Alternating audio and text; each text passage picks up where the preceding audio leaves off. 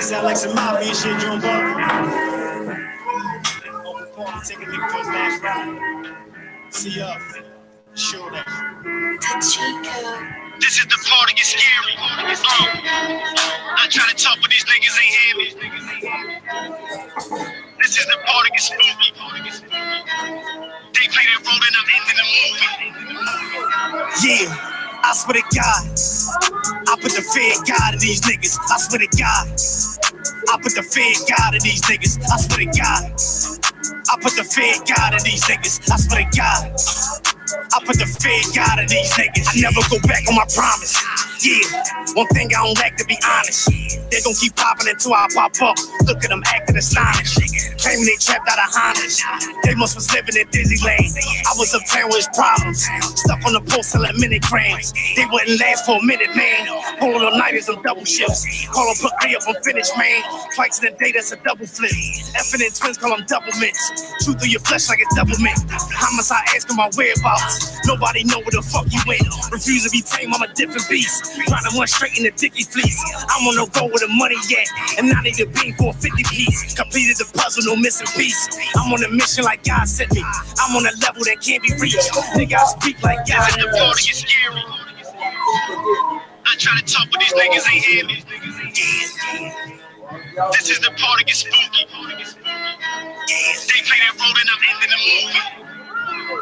Yeah, I swear to God, I put the fear of God in these niggas. I swear to God, I put the fear of God in these niggas. I swear to God, I put the fear of God in these niggas. I swear to God, I put the fear of God in these niggas. Serving who moving that white.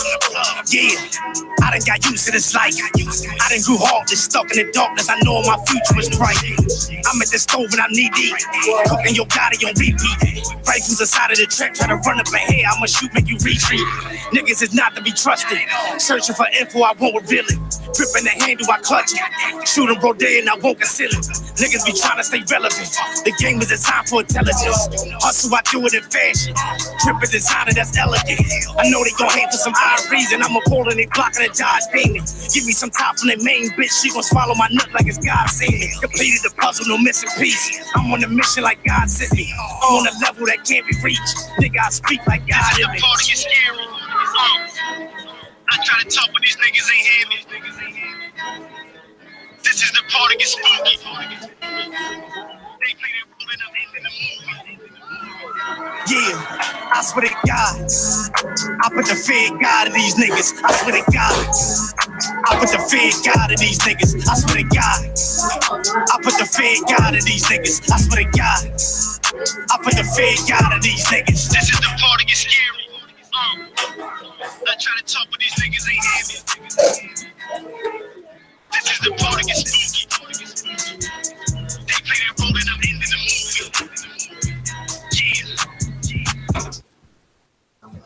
Yeah. Peace. Peace. Everybody for coming out. Thanks, everybody. Hey, peace and paradise to all American Aborigines. Chief Holiday in the building. Ab Power in the building. The truth is here. What's happening, man? How you doing tonight, bro? Man, we grooving. I'm starting to see an impact.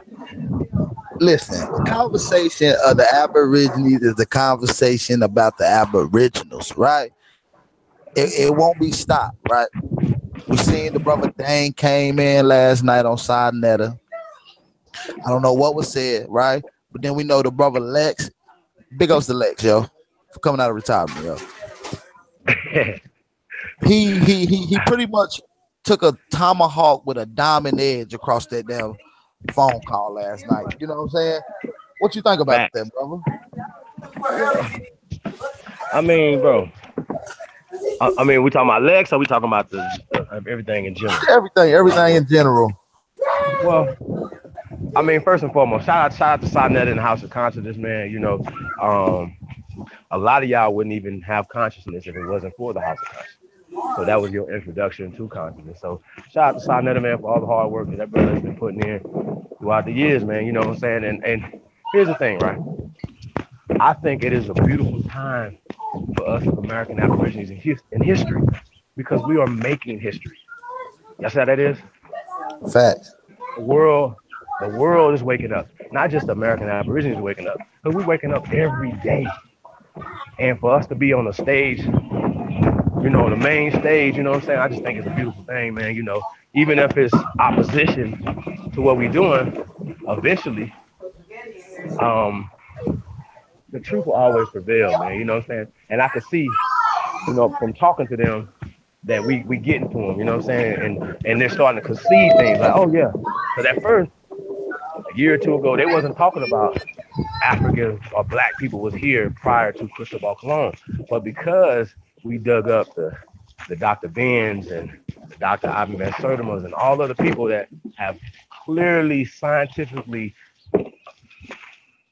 proven that carbonated chocolate brown people were in the Americas long before any other people. Now, like I said, man, shout out to Sinetta, man, and the House of Consciousness, man. I just want everybody to know that Garfield, Brother Unc, Wuja, the Dagger Squad, the Amara Squad, those are our brothers. Yeah, we have no problem with them personally. We don't have no. Yeah, and we only have problems with the information. Yeah, right? and that's what make it fun for us, So yeah, it's just fun. I like to beat up on my brothers, with the information. I know they might not be ready to get in the ring with Big Bro and spar a little bit, but it's all good, But the conversation is still at hand, When is it going to get hashed out? And that's what the people are waiting for.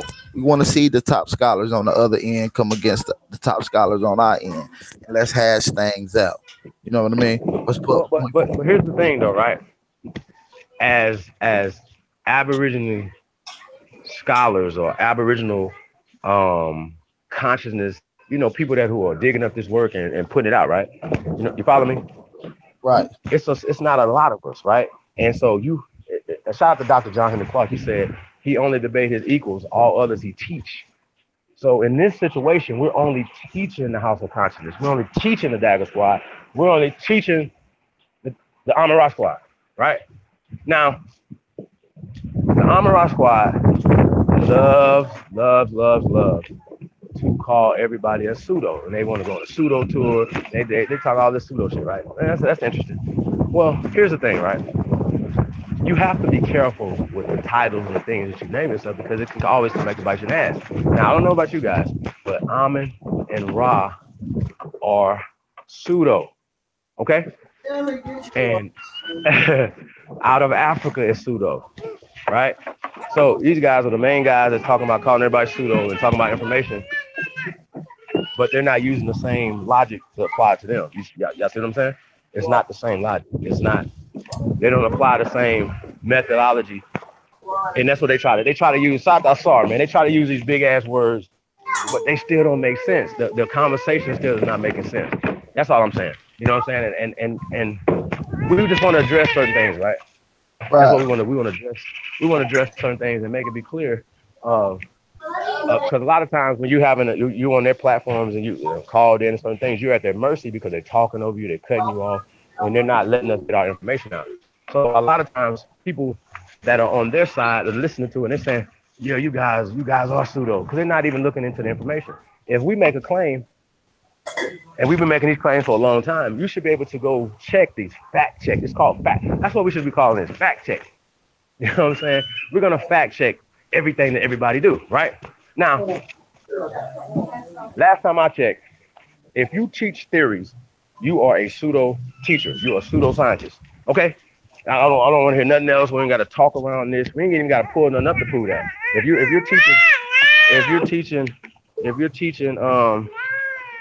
teaching things that cannot be proven, like out of Africa, right?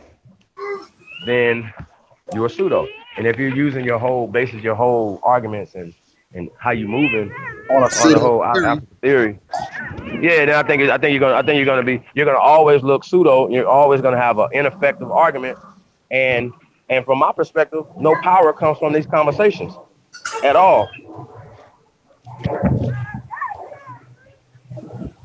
Thanks. You know what I'm saying? Yeah. So what? You came out of Africa. So what? The oldest pyramids and architect and agriculture is here. So what?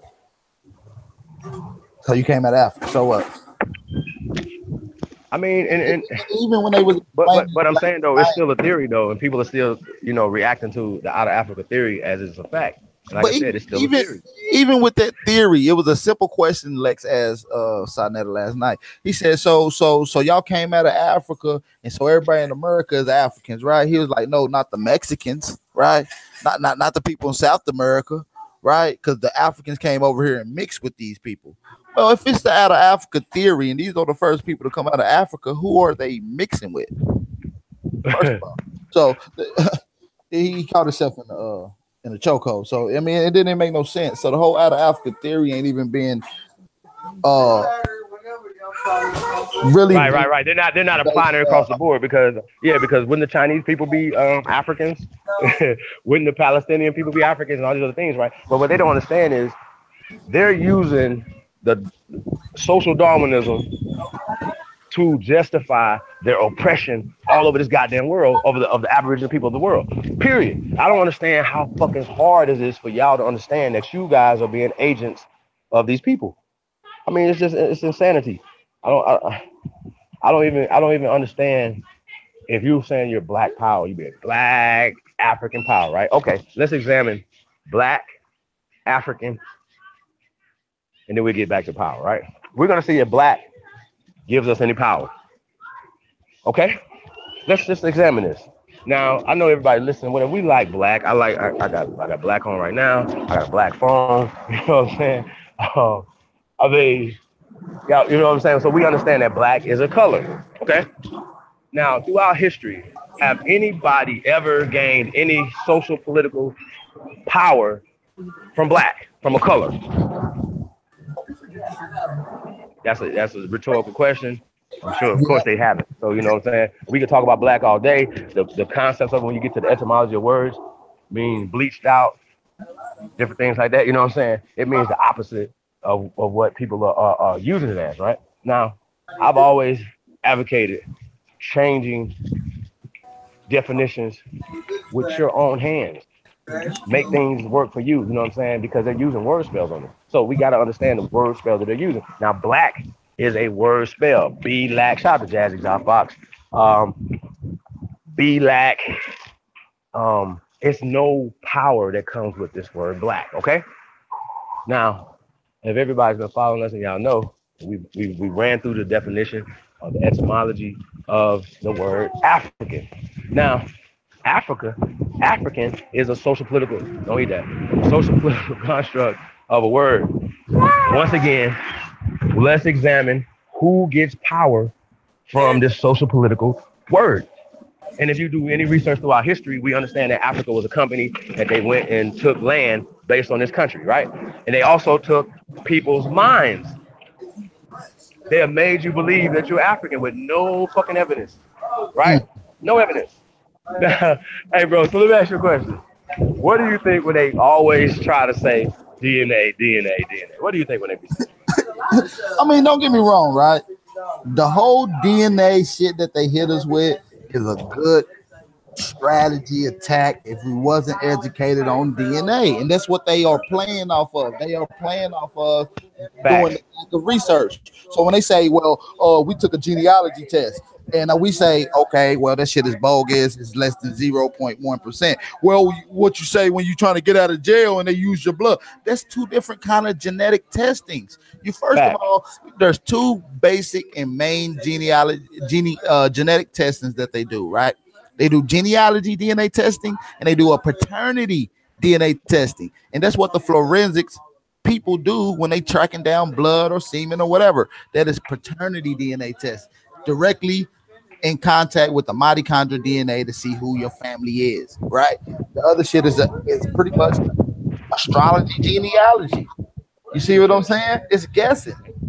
It's 99% guessing, yo. So, I mean, they have no proof about it. So when I hear it, I hear the switch around, but I hear a lot of people don't even catch the high they hit you with. They hit you with some shit right there in your face. They tell you, well, yeah, they make two different claims about two different DNA testing to make it synonymous with one. And that's the problem. So we all know that, man. Of course. I mean, but listen though, man. Okay. So when we talking about paternity DNA, right? Paternity test. You swab somebody's cheek or whatever, right? Now, here's just the thing, right? When you're talking about a genealogy test, right? You have it takes two people to make a person, okay? It took four people to make those two people. So every generation that you go back, your ancestry doubles, okay? So when you're testing DNA, you test either the mother side or the father side, right? So that means that you can only go directly up one line of your ancestors of your father side or the mitochondrial side, right? Okay. So you have, if you're doing just direct genealogy, not genealogy, but paternity, right? If it's two men have sex with a woman unprotected, they can test the DNA specifically for those two men to find a match for that child. Then they can test your father and your father's father, or your mother and your mother's mother, and so on and so forth. Is that it, Yeah, you can ride it, buddy. You can ride it. You can ride it. you're right. You see, And you see that, what I'm saying? It's no possible way for you to test. If say you get to your great grandparents, right, and it's 15 or 32 of them, right, you're missing. You're only getting one of the 32, one of the 15, or one of the 16. You know what I'm saying? it will. You have 15 other ones that you're not getting the DNA from. That's what with genealogy is You're telling right. you, that it's probabilities. This is for entertainment purposes only. So anytime that the pseudo squads pull out this dumb shit, please tell them, ask them, is it a fact? Is DNA facts? Will you, or can you use genealogy testing in court? And they know you can't. They know it's not admissible because it's not accurate. Now, when we say, now think about this, bro. You said something that Dr. Rick Kittles. You know what we might need to do? We might need to play that video of the DNA hoax, because the other night we didn't get to play it the whole way through to get to the end when Kittles said what percentage it was, right, of accuracy. I mean, this got to be addressed, bro. We're not gonna keep letting them run around this. Like even when the pseudo squad had Rick Kittles on their show, I'm in the chat room banging. What's up, bro? You got take turns. You're next. Okay, you can run the next. You see what I'm saying? Like there's no possible way for you guys to continue to do this. I'm in the chat room banging. I'm like, yo, ask him this question. Ask him this question. Ask him this question. Ask him, if you swab a white person's cheek in Kansas, where do they come from in Africa? Because you mean to tell me that your DNA stops or DNA is migrating? Shut the fuck up, man. You niggas believe everything that these people tell y'all. So what you're saying is that DNA swabbing the cheek is accounting for all these migration patterns that happen throughout the years, right? That's what y'all saying? Really? So guess what, y'all? Me and brother Al Power can start a company and call it AsianAncestry.com. You hear me? And we can definitely match up people to people in Asia. You wanna know why? Because if we're going off of what you guys are saying, we don't have to go all the way to Africa. We can just stop in Asia or Europe. Because if we're going off of your guys' theory, out of Africa and everybody came from the same people, then guess what? All these people, we should be matching with people in Europe, people in Central America, South America, whatever, so forth. So this is a science that was created by them to further disenfranchise and push us away from our fucking land. And any of you niggas that's teaching that, you're not teaching power, you're teaching hopelessness. You're teaching bullshit to the people. So everything you niggas teach is bullshit. And it's not giving us power. And I asked anybody the question, name me one motherfucking thing that giving us power from Kemet or West Africa. How are we gaining any power by learning that, teaching that to our kids? How? We're not doing any business in Kemet. We're not doing any business in West Africa. We're not doing no business with no fucking body. Because we don't know who the fuck we are. Nobody wants to deal with nobody that know who the fuck they are. Facts. Period. Absolutely. I'm tired of y'all, man. Y'all suck, bro. And listen, man. Shout out to y'all, man, because I see wants to know the information, right? I see he wants to know the information. But most of us we didn't grow up with African stories. We grew up with Blackfoot stories. We grew up with Choctaw stories. We grew up with Seminole stories. We grew up with stories of this land. None of us grew up with African stories unless your people really came up from Liberia. And they still could have been from here. Does that work? Facts. They act like they never heard of the American Colonization Society. No, check this out now. I asked Sinetta when I called in yesterday. I asked him, I said, have you ever heard of Franz Boas or Melville Hershevich? He said no. That's interesting. Now Garfield came in and deflecting and causing problems. I couldn't even teach on who these guys were and who and how what their relationship is to the House of Consciousness, Dagger Squad. You know what I'm saying? Amara Squad. And hey, shout out to Team Osiris. We're gonna add y'all on there too. Okay. shout out to my boy Kasu, man. OOGA. Yeah, man. I mean, listen, y'all.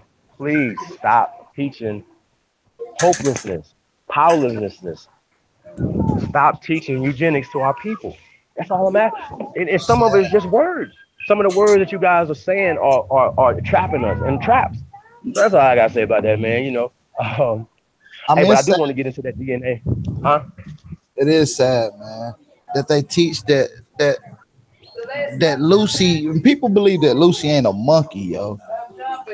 But she's definitely a monkey. You know what I mean? I mean, of course. I mean, but that don't even matter. They'll say, well, listen, we may have common ancestry with Lucy. That's what they say. May. Once again, that's pseudo. Lucy has been debunked. Out of Africa has been debunked. Social Darwinism has been debunked by white scientists. So when these guys ask us, what are our sources are your sources. Our sources are Dr. Ben, Professor James Smalls. He's still here. He's still teaching. So please explain to me how your chief advisor, your chief master teacher is wrong on this, and you're not. Now, like I said, it's a credit to Unc. Once again, he said that he might have to go back and look into this because he may have missed something. Absolutely, you have missed something, brother. And it's been under your nose the whole time. Period. Facts. And that's the part of that's the part that is really getting our people confused because they got so many indoctrinated books that was originally created and put in a fictional section that was called pseudoscience that are now mainstream science, right? And this whole out of Africa theory doesn't have any evidence to base it, right? Now we're not saying that a few Africans haven't came over here, right? We're saying they haven't came over here by mass numbers like reported in history, right? Facts. So we're trying to get into detail to prove that even all the whole early slave ships moving around, it wasn't from Africa. They was what you called it yesterday, brother? Blackbirding, right? Blackbirding. So they was hitting different islands and other places in America and doing the switcheroo. They'll switch an Arawak with a Cherokee with a Choctaw, a Lenape with a Pico with a Creek. You see what I'm saying? And they was doing this, scattering around. So, you know, we got to get into these details and make them prove what are they talking about. Facts. You know what I'm saying? So when you say that it's out of Africa, what are you saying? They came over here by mass numbers, and they like to bring the story up about Mansa Musa. I mean, come on, y'all. Y'all are reaching for a life jacket. Y'all are singing quick. You know, but you know what though? When you talk about Abukara and all those guys, right? That's 1300 AD. That's number one. Number two is these guys act like it took white people to come into Africa to put them on boats when they know we have been trading for thousands of years. They know that we have been selling. And if you even look up, just look up selling, or the origin of selling, right? It goes back 45,000 years. That's number one, right? But it's interesting that when they say who, when they talk about the first peoples who do it, they're talking about the natives of this land hollowing out trees into 40 that would fit 40 to 50 men in it. That's the Canoe. first depiction that they're saying. Yeah, that's the first depiction that they're saying that comes from selling, right? Now I think that's interesting that they say that, you know what I'm saying? But if we've been selling at least 45,000 years, right? Why are y'all talking about people walking across barren straits that don't exist when people were selling 25,000 years ago, 50,000 years ago? It's just facts. You have boats that go back on that. Now, it's just interesting that they don't have these slave boats, but you got boats that go back 1,000 years, 10,000 years, but you don't have a slave boat nowhere. You don't have one nowhere on the planet. Now, here's the thing, right? These brothers are always asking us for sources, right? I asked for a source of the transatlantic slave trade. Give me a source. I need a source. That's all we want, and we got sources ready for you guys too for any claim that we make. So we're ready for this. You know, any claim that we're make, we can go straight to a source, multiple sources, right? Just in case they feel like they want to discredit one, right? Or if they want to discredit two, right? So we're gonna pull up multiple sources, Multiple. right? So we want these guys to be able to show their sources. And so, and usually it's gonna fall right up under that W.E.D. Du Bois, the Frank Boas, the Melvilles. You see what I'm saying? It's gonna fall in that eugenics line. It's gonna be a branch off of that eugenics tree. You seen the eugenics tree? It's just another branch off of that. And they plan it to the whole dichotomy of our mindset. So we gonna have to step outside of our comfort zone, stand on the truth, and get ready to show your work. Which we, y'all just stick around. Y'all gonna get the references. Y'all have the books. Y'all be well equipped also. So we got the sources. And for people that haven't seen, y'all go subscribe to the brother Jaguar Old Mac channel, and y'all be able to see tons of stuff, tons of sources, tons of facts, tons of evidence. Okay, but listen though, I ask these questions all the time, brother. Can you give me some historical accounts, records, books, movies that would depict millions of people being kidnapped and brought over here? Now, I have seen a couple movies. I've seen Roots, right? We know Roots is a book that was plagiarized by Alex Haley from a book called The African, which The African is fictional. Roots was presented to us as a fucking historical timepiece. Now, I asked, before Roots, can you guys give me any other depiction of this? Somebody said Huck Finn the other day and some other shit, right? And I was like, Huck Finn and Uncle Tom's Cabin and Goodbye Uncle Tom, right? I said, well, I read these books, seen the movies, and they ain't never depicted nothing. They was not talking about nobody coming across the goddamn water from Africa. They was never calling nobody no motherfucking Africans here. Let's just get that straight. So what the fuck are y'all talking about? Where do you get this transatlantic millions of people being brought here on this boat? Mm-hmm. You see what I'm saying? Where is this evidence? Where is this? If you brought hundreds of millions of people, that's how I was taught to me. When I was first taught this, it was like 100 million people were kidnapped from Africa, and so many of us was thrown overboard that the migration patterns of the sharks changed. I ate that up. Y'all hear me? I ate that up, and I internalized that hate, that pain of our ancestors. That was created by Zionist Jews. Are y'all understand me? Now, I'm not saying that the abuses and stuff didn't happen, but it happened to the people on this land. They subjected the people on this land. They did not go to Africa and grab a whole bunch of people and bring them over here. That's a goddamn lie, especially when they were outlawing the importation of niggas into this country. So can y'all please explain to me how y'all was transporting all these people in the 1800s when they outlawed the importation of niggas into the 13 colonies in 1808? Now, we got to keep in mind, a lot of times we're talking about history, we're only talking about a small percentage of states of land in this country. They did not get the second part of the majority of this country until the mid 1800s. You niggas act like they had this whole country the whole time when they first came here. That's a goddamn lie. And you niggas don't study the census reports. You niggas don't study anything. Why are y'all talking to us? You're not on our level to have any type of conversation because you're not studying what's under your goddamn feet. You're not studying the motherfucking temples in Georgia, nigga. And that's a fact, man. What are you talking about? And you ain't gotta show your sources every time, cause like I said, we done gave, I'm the source, nigga. We done gave several opportunities for these guys to let us on their platform, you know, on their panel so we can screen share. And none of those and it's funny is they rebutted us, you know, a couple times, and I don't think I seen one screen share with a source from neither one of those Scholar Corner Dagger Squad cats, right? They suck. So it just, you know, shout out to Big Ups on Thompson this one. If y'all go check out his page, he got several sources, documents, and you know, I mean, y'all ain't really trying to do the research. Y'all just sitting around regurgitating the same old throw up that somebody else done spewed at you. Okay. So I mean, come on, man. Let's get it straightened out, man. Ask your grandmama if she African. She's gonna look at you like you a goddamn fool. Period.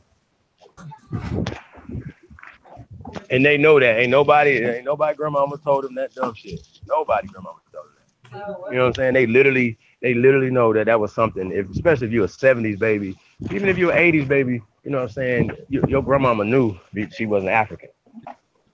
Your mama knows you were African. Right? So imagine if you're a 60s baby, right? That means that your mama will have to be at least a 50s baby or 40s baby. You agree? At least. So your grandma will have to be from the 1800s, damn near, you know what I'm saying? Or the early 1900s. So your great grandma, you remember we talked about these people, right? There's 8 of them. What time period are your 8 ancestors in during this time period? That's what niggas need to be understanding. Because when y'all be doing research to try to find, you're only trying to look on your mama's line and your daddy's line. But you have more people that you attach to. You know what I'm saying? And I think that's what I think that's what we got to start getting into. Oh, yo, man, I wanted to talk about this too, man. Shout out to Lord Jamar on his Godcast, right? He had a sister on there that basically traced people's lineage, right? So she did him. He found out that from his father's side, they were from Guyana, and they came in through Ellis Island. What's up, bro? They came through Ellis Island, right? And it was interesting, you know what I'm saying? You see this brother, you know he looked like a straight Aboriginal, straight chief. You know what I'm saying? Come on, man, y'all. I mean, you look at him, man, you can tell, you know. And Lord Jamar speaks on that. But it was interesting that he found out that his father didn't come from Africa. He came through Guyana. It's in South America, by the way, and came through Ellis Island. We gotta understand that. Y'all understand that Ellis Island was where a lot of immigrants came through. They trying to act like they brought us in on slave boats. That's not true. They brought Africans in through Ellis Island just like they brought everybody else in. And so they can say, okay, now we're bringing people back from Liberia or Sierra Leone, right, to the Americas, right? These people were seasonal workers. People was coming to America to work. There was, you see what I'm saying? Because there was plenty of work here. So they had to stop the importation of niggas in here because they was taking up all the goddamn work. So you mean to tell me, now me and Ab, we got 100 acres apiece, right? And we need people to work. So we're gonna say, oh, okay, no. Ab is gonna enslave the people. He's gonna get 100 slaves for his 100 acres, right? So that's a slave an acre. And I'm gonna hire 200 people. Matter of fact, I can hire 300 people for what you're gonna spend on the 100 people that you own. You see what I'm saying? You have to feed them, you have to house them. When you could have just paid them motherfucking peanuts and sent them home, or gave them some fucking corn or whatever they was, you know what I'm saying? You're sharecropping.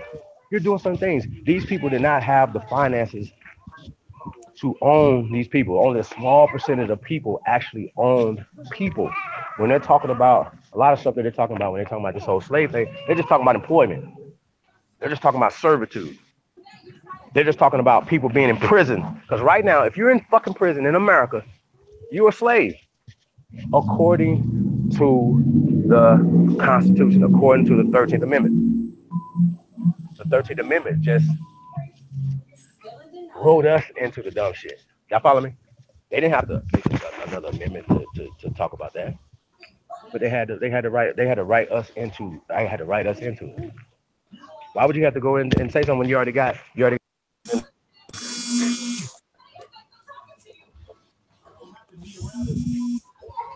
Oh yeah. Oh. Mic check. Can you hear me? Yeah. We back. I'm happy. Go ahead. Mike. Okay, I get you now. Yeah, man. But I do want to pull up some stuff though, man, for the people, man. So I don't know. I can't, because I feel like we have to not only credit ourselves. What you want to pull up, brother? I mean, we can take questions. Well, we got, huh? I mean, it don't matter. Whatever you want to pull up, we can pull up. No, what'd you say? I didn't hear what you say. I went out for a second. What'd you say? Well, you just said something about wanting to screen share or something. I was like, shit, what you want to screen share? Well, I want to show that video of the DNA hoax that 60 Minutes did. I think that's important to get that down. I mean, because they have to.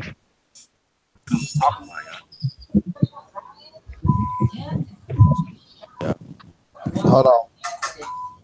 You know what I'm saying? They gotta be able to address that, man. Okay, what video? It's called DNA hoax.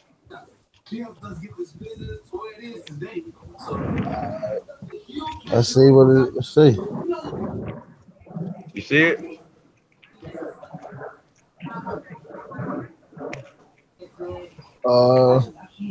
It's a couple of them.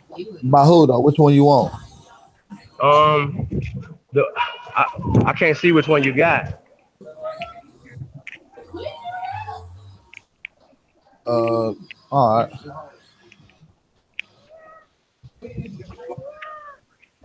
Journey to find my roots by taking DNA tests from 3 different companies: AfricanAncestry.com, 23andMe, and Ancestry.com. The question is, will these tests give me the same results? Each of us has surprises hidden there. First up, my mom's DNA, which each company traced back to Africa. African Ancestry told me I have some of the same DNA as the Joel people and gave this out today.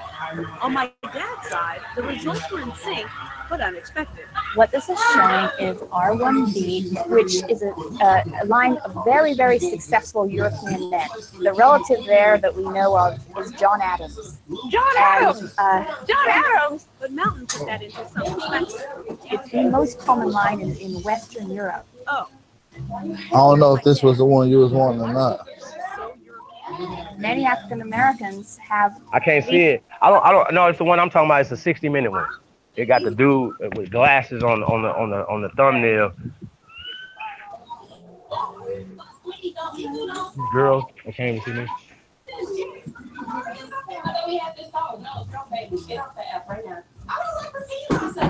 Yeah.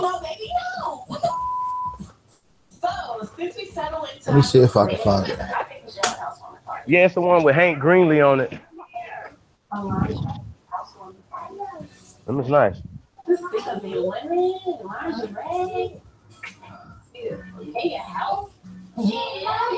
it's called DNA hoax. Well, let's see if I can find it. Yeah, it's DNA hoax. I might be able to find it too and send it to you. I know what you're talking about. I'm here to prove that Purple Mattress blows memory foam.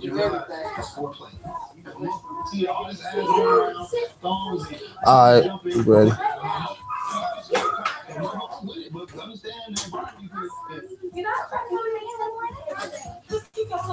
Spares were from. Among those using the test to trace their family's past, Spike Lee, Oprah Winfrey, and actor Isaiah Washington, one of the stars of Grey's Anatomy. Brother Washington, for your mitochondrial DNA, it's quite common among the Mende and Temne people in Sierra Leone.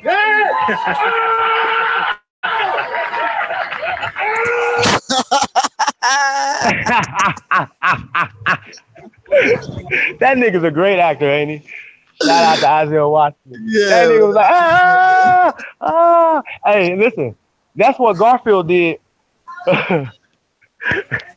That's what Garfield did. I wonder if he did it on his first test, or his second test, or his third test, or his fourth test. Oh, how about this? Did he do that on his fifth test? I think I'm confused. But go ahead, brother. I'm sorry. History lost. If you think about young African Americans growing up thinking that history started with slavery, I mean, how do you think that impacts their psyche?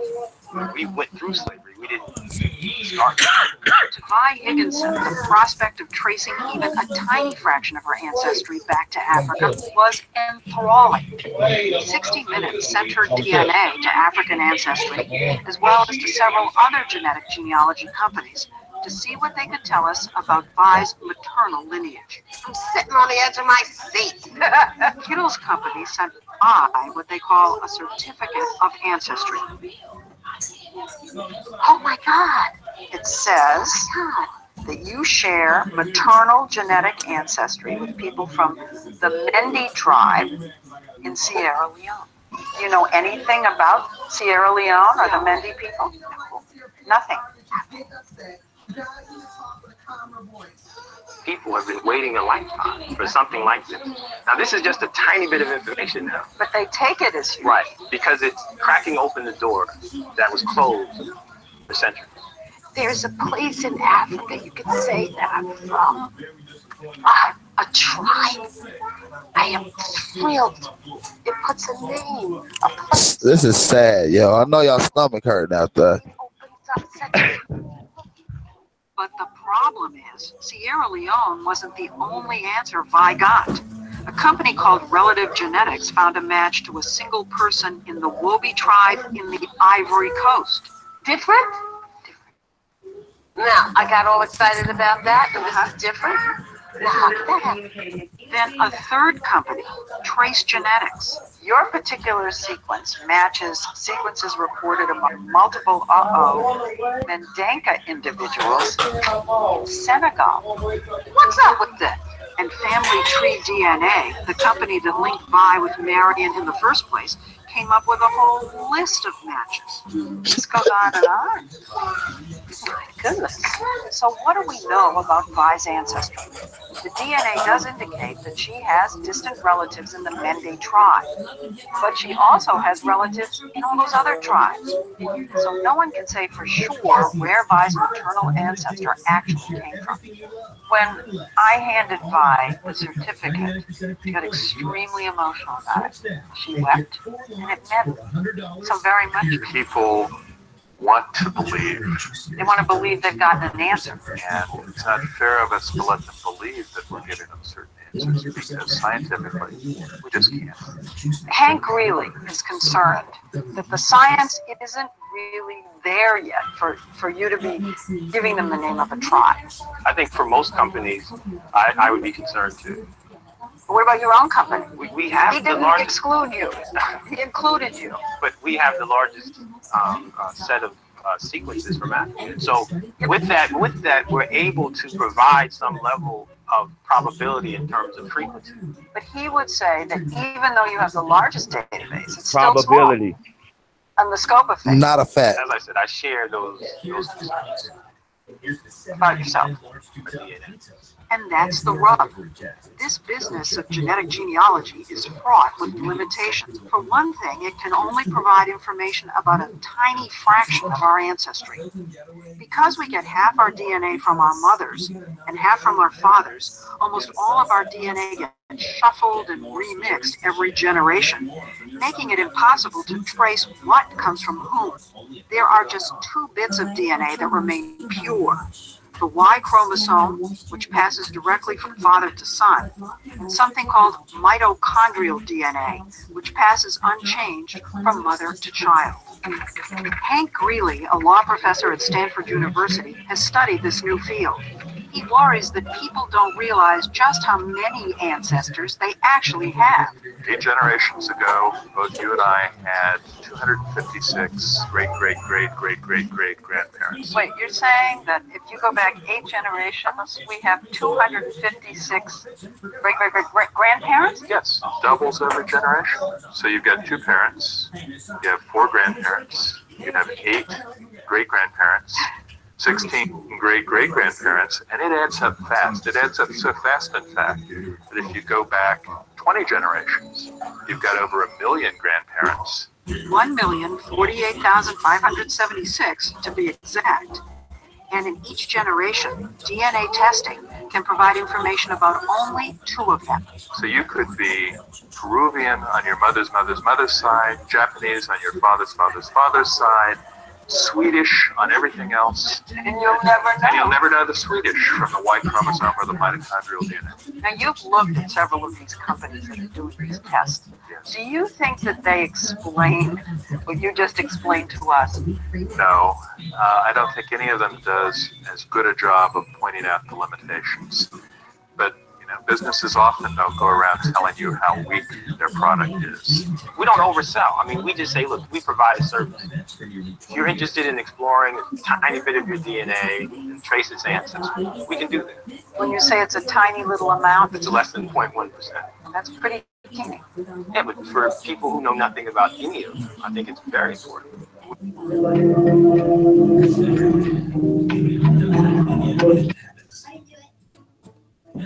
It's the really tough things that nobody ever does. So yeah, that's what y'all left with, man. I mean, okay, so is that not a primary source though? I mean, do we have to go show them the actual data? Do we have to go show them the actual paperwork? No, we've done that before. Shout out to Lex, man. We've already done this.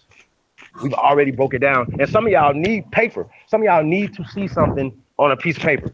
That's why you're dumb. I tell y'all all the time, burn your goddamn books, man. Y'all act like motherfuckers can't have a political agenda to write the books that they give y'all. What the fuck is, I don't even understand it. And then Unc has the nerve, you have the nerve to write a book about evolution. You actually have a nerve to do that, brother. Are you serious right now? You're not understanding the damage that you guys are doing, man. This is the problem. Y'all don't understand the damage that you're doing, not only to yourself, but to the people that y'all are teaching that are following this dumb shit. That's a problem, y'all. This is a goddamn problem, man. This is what we're talking about. You can't keep teaching this. It's detrimental to our people, man, at this point. Now, Rick Kittle said probabilities. Whenever you say probabilities, right? And then he was trying to say, oh, this was the thing. Now, this is nothing. We could pull up a whole bunch of other stuff by him saying that he made mistakes before, right? Because they said that he didn't have the database that they have now, right? But they don't have the full, he only have the database on West Africa, yeah. So he could go get database from Central Africa, Northern Africa, so on and so forth, right? He could go to Asia and get data and match you up to it. He can say, Vi or Garfield, here's one of your tests, and you're Asian, you're from Asia. They could do that. They could match you up with people all over the world. And that's when we're talking about samples. We have the largest samples from Africa. Okay, well then you can match anybody up from Africa. Why you don't try to match white people up to Africans? If out of Africa theory is a theory, they didn't come from Ireland, motherfucker, because the people in Ireland were black. The Aboriginal people of Ireland are chocolate, copper-colored people. Along with Ireland, Greenland, and the rest of these. I'm going with Germany, France, Russia. Spain. Spain is still touching damn near the northern coast of Africa, man. Y'all are tripping, man. Yeah, Algeria, yeah. What the hell y'all talking about, man? I mean, even if I got a video I want to share about this evolution hoax, man. Come on, let's get on this right. This for all. Oh, you got it? Shout out to the running man, aka Garfield Reed. Old argument about life and human evolution. Basic challenge our understanding of Darwinism. Jeff Glore spoke to the provocative in New York. Jeff, good morning. DeMarco, good morning. At 85, the white-suited Tom Wolfe is still stalking big game. But this book is a bit different. A history lesson mixed with a return to his roots in journalism, an industry he first upended more than 50 years ago. He stalks his East Side New York neighborhood like an immaculate white Persian cat. It doesn't matter what year it is. 1981 with 60 Minutes. 2006 with Sunday Morning. And don't miss out on the Big Apple button. Or this summer. You will find Tom Wolfe bedecked in a white suit and blasting out wry, wicked language, aiming to irritate anyone who thinks they're too smart, too rich, or too important. When I opened this, I wondered if Tom Wolfe's famous feistiness may have subsided a little bit over the years, but it hasn't. Well, I just try to bring truth. In his latest book, Wolfe They just try to bring the truth. is responsible for humanity's highest achievements. He skewers the man who introduced evolution to the masses, Charles Darwin, along with famed linguist Noam Chomsky. I came to the conclusion that Darwinism, the theory of evolution, is another myth. And it's no use saying that human beings evolved from animals because they're creatures with totally different powers. If you have the power of speech, that's also the power of memory. It is bold, and I think some would say very dangerous, to say that Darwinism and evolution is a myth. Well, I think a lot of people don't agree with me. But the problem with evolution is you have to wait 6 or 7 million years. It's a little hard to recall. It is not hard to recall Wolfe's achievements. He crashed the print party in the 60s with essays and arguments that used bold language to showcase his rigorous reporting, climaxing with The Right Stuff in 1979. In the mid-80s, he switched to novels, including his most famous, Bonfire of the Vanities. So it was journalism to start, and then it was your first novel at the age of 57. Right. And now it's back a bit to what you started with.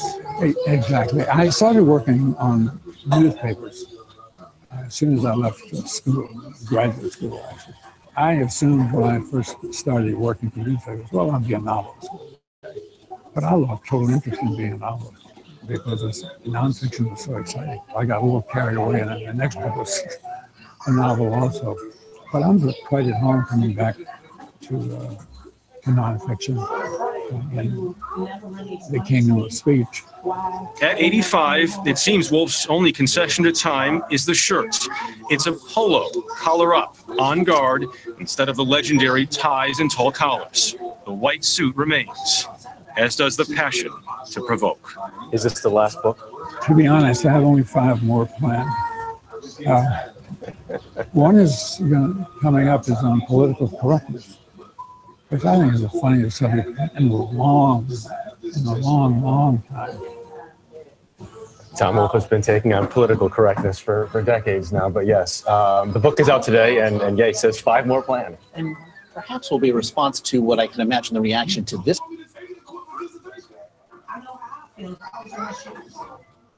I know sometimes you get a little bit frustrated. So yeah, man. That she say might make you mad. One of the I was looking for, but shit, it's all good.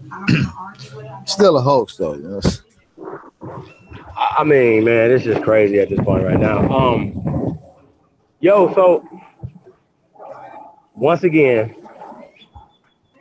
if I took more than one DNA test and they gave her different results, and most people that do this, they get different results, right? So Rick Kittle says probabilities, says certain things like that. When you say probabilities, that means it's not a fact. And he gave a specific number. The lady was drilling, and she was drilling until he finally said it, that it was less than 0.1%. And he's saying it's a tiny, he said it was a tiny bit of information. He's right. That's a small smidgen, a bit of information. Just give you a glimpse of who you could be. That's fine. And he's basing his whole findings off of out of Africa theory. And that's just not facts. And he's basing his whole ideology off the people who fund his studies, fund his science. Do you understand that? It's what you call it, astrology. I mean, man, it's absolutely crazy at this point, y'all. So yeah, man, hopefully we don't never have to debate DNA again. Hopefully we don't. I know that's not true, because we still got to debate Maroon with Garfield. Garfield. You know what? We're gonna show Maroon. Fuck that. That's what we're gonna do. Peace, Corey Mayo. He on there? Yeah. Hold on, y'all. We gotta find this right here, man. This ain't. Can't let this ride.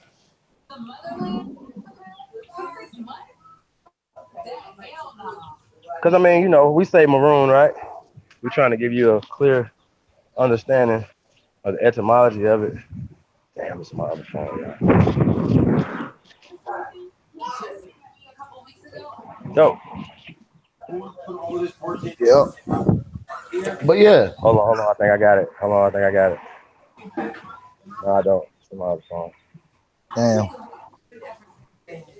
Hey, well, if you could pull up the etymology online dictionary real fast, so they won't think we came up with our own shit. Cause I got American right here, but I don't have the maroon in here. So just real quick, we got etymology of American, so we can understand, who we are and why we are fighting so hard for this, right? So in the etymology dictionary online, right? American, noun, 1570s, originally one of the Aboriginal peoples discovered in the Western Hemisphere by Europeans from modern Latin Americanus, from America, blah, blah, blah, blah, right? What you want me to look up? What did you say you want me to look up? Maroon. No. I mean, okay, now that's 1570s, and then they tell you right here that they later changed it to the residents, to Europeans, the residents of North America of European descent, originally British, in 1765. So from 1570s to 1765, we were classified socially as Americans. We are still classified legally as the true Americans of this land. Y'all understand? A person from England, from whatever, you are an immigrant to this country. Even if you came here in 1928, 1938, 1968, 1978, 1578, you still are not originally of this land. Y'all understand that? We are. And that's the problem, that we're building, most of us are building off of dumbass false information. And I'm tired of it at this point right now. And we're going to keep banging. We're going to keep banging until y'all get it. Till y'all are teaching this. Till y'all are on Sonetta Studios, House of Consciousness, teaching Aboriginal consciousness. That's what y'all going to do. You're not going to keep teaching this dumb shit and thinking y'all going to get away with it. You have no sources for the dumb shit that you're saying. None. Roots is not a fucking historical book, man. Peace of Corey Mago, man. What's up, brother? Peace, fam. What's good, man? Good. Hey, now this brother right here definitely be dropping a lot of research and a lot of jewels. They be like, oh, yo, you guys don't have no resources or no references. You guys aren't great research, or we don't know the methodology, right? Methodology. Some of us are classically educated. Some of us went to university. See how that work? So are we comparing? Are we saying, oh, you gotta have a master's degree, a doctorate degree? Are we comparing that type of knowledge to be more superior than somebody that is tapping into the motherfucking genetic memory, nigga? When I tell y'all this is my information, some of this shit come from me. I just find books to cross-reference what the fuck I already know. I'm tapping into mine. What about you? So I try to go and find shit to cross-reference what that's already in my motherfucking DNA memory. Period. And if you don't believe that, then you're dumb. If you don't believe that we have genetic memory, then you can't be talking about any of the pseudo-ass shit that you're talking about. Craniology, motherfucking radiology testing. For real? For real. I want one of these niggas to show us that. Show us how that works. Hey, Corey Mayo, you mind going in on that Y chromosome?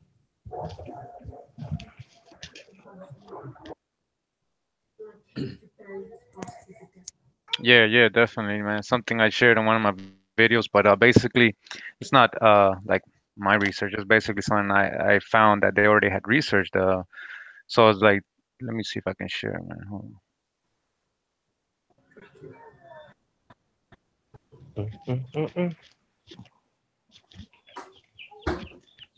All right, so we got a article here from NBC News. It says African Americans' white chromosomes spark shift in evolutionary timetable.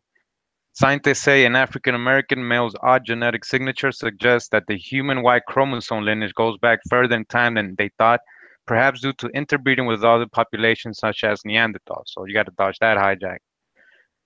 So basically, they're trying to say, let me just go further down. It says A team led by Fernando Mendez, a researcher in Hammer's lab, analyzed more than 240,000 DNA-based pairs on the African American's Y chromosome.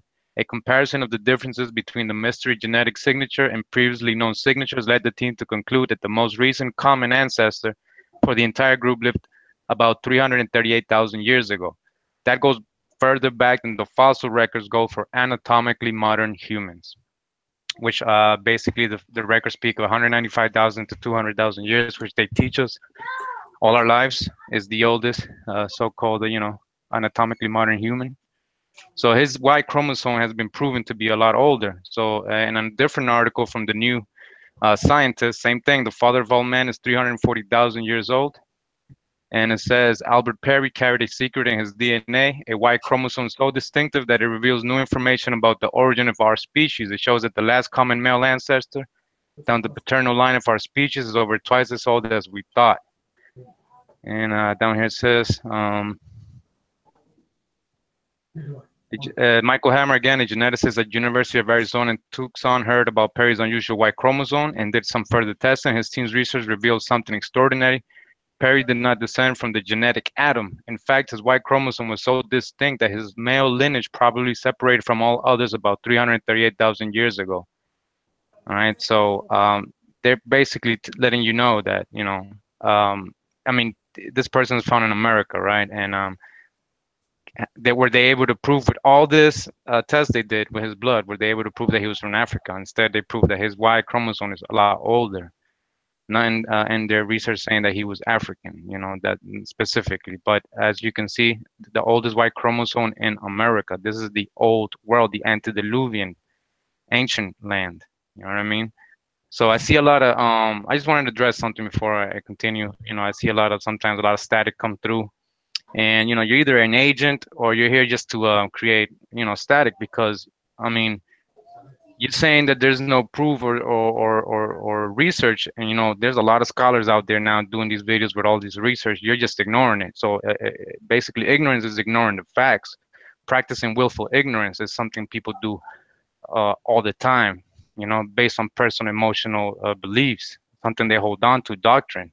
You know what I mean? Instead of having an open mind, you just hear talking, putting comments, but you're not even helping in no way, adding no value.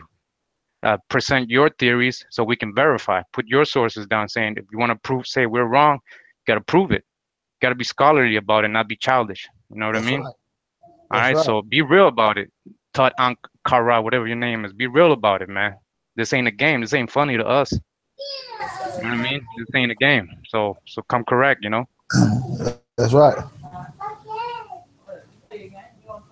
So yeah, that pretty much dispute all that. You know what I mean? So they got to go do the further research. You know what I mean? And you're right, Tuck. Ain't none of us on this panel black, brother. We Aboriginal, right? So we just got to keep verifying the information that we already know. And we're going to get into another topic on the memory cells and how the memory cells play a big part of your ideas, your creativity side. So, we're going to go in on that too, maybe later on. So,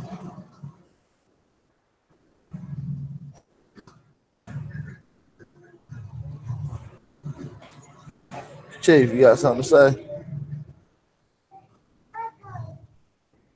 Yeah, man. Thanks for that, brother. Definitely appreciate that.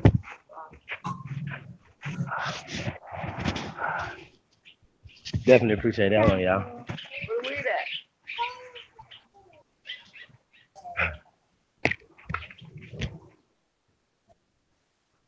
So yeah, man. Hey, bro. Go ahead. Oh well, shit. Here's the thing, right? What they'll say is, now you guys want DNA. Well, here's the thing, right? We've already said that DNA is limited, right? That they can only search certain things or whatever, right? So, we gotta oh yeah. Yeah, a little difficulty. Yeah, shout out to everybody out there just getting this information. Yeah. Y'all just keep doing When your we talk about Alfred Perry's DNA and stuff like that, right? Here's the thing, right? We didn't do his DNA. We're not doing nobody's DNA. We're not the fucking scientists that are doing this. They're just saying that he has the oldest DNA on the planet. Address that. He has the oldest Y chromosome on the planet. I think that needs to be addressed. If you guys are believing in DNA, right? And listen, think about this, right? Professor James Small said we was here over 200,000 years. What's up, bro? Over 200,000 years, right? That means it could have been 300,000 years, 400,000 years, 500,000 years, right? But they tell y'all that archaic Paleocene, Paleo people were here. Well, they're just talking about fucking time periods that go back to 5 million fucking years. So scientists are telling you that it was people here at least 5,000 fucking years ago, right? And these same scientists are saying they look then like modern Africans today. We're done, y'all. We don't have to talk no more. We don't have to say nothing no more. And that's what Unc read to us. I'm like, yo, why y'all even arguing with us? Y'all are reading the information for us. You guys, and listen, every time I see NBKM do something right, I be thinking to myself like, these guys can't be this goddamn slow. Y'all can't be. You can't be saying stuff. Hold on, I prove the fuck I'm saying, y'all. I'm not the one, y'all. I'm not the one to fuck with. I'm gonna tell y'all that. I'm gonna keep telling y'all that. I'm not the one. For real, for real. So I'm gonna tell you. It's the last time I keep telling y'all. Now these niggas, this dude pulled this up on the screen, right? And I'm thinking like, I don't think they know. We fact check y'all. We watch your videos and we fact check you. We fact check you. So here's the thing, right? Now they were trying to bang on us on the 1828 definition. I don't use the 1828 definition because we know that they started changing shit in 1828. They even changed the language in 1828, right?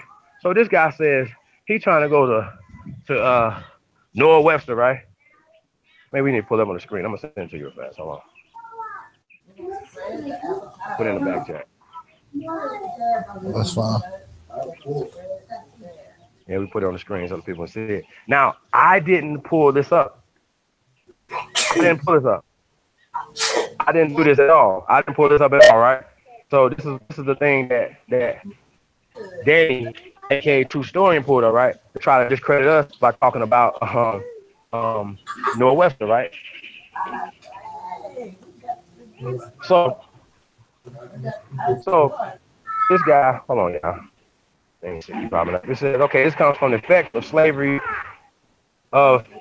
reflects effects of slavery on morals and industry by Noah Webster. Let me see.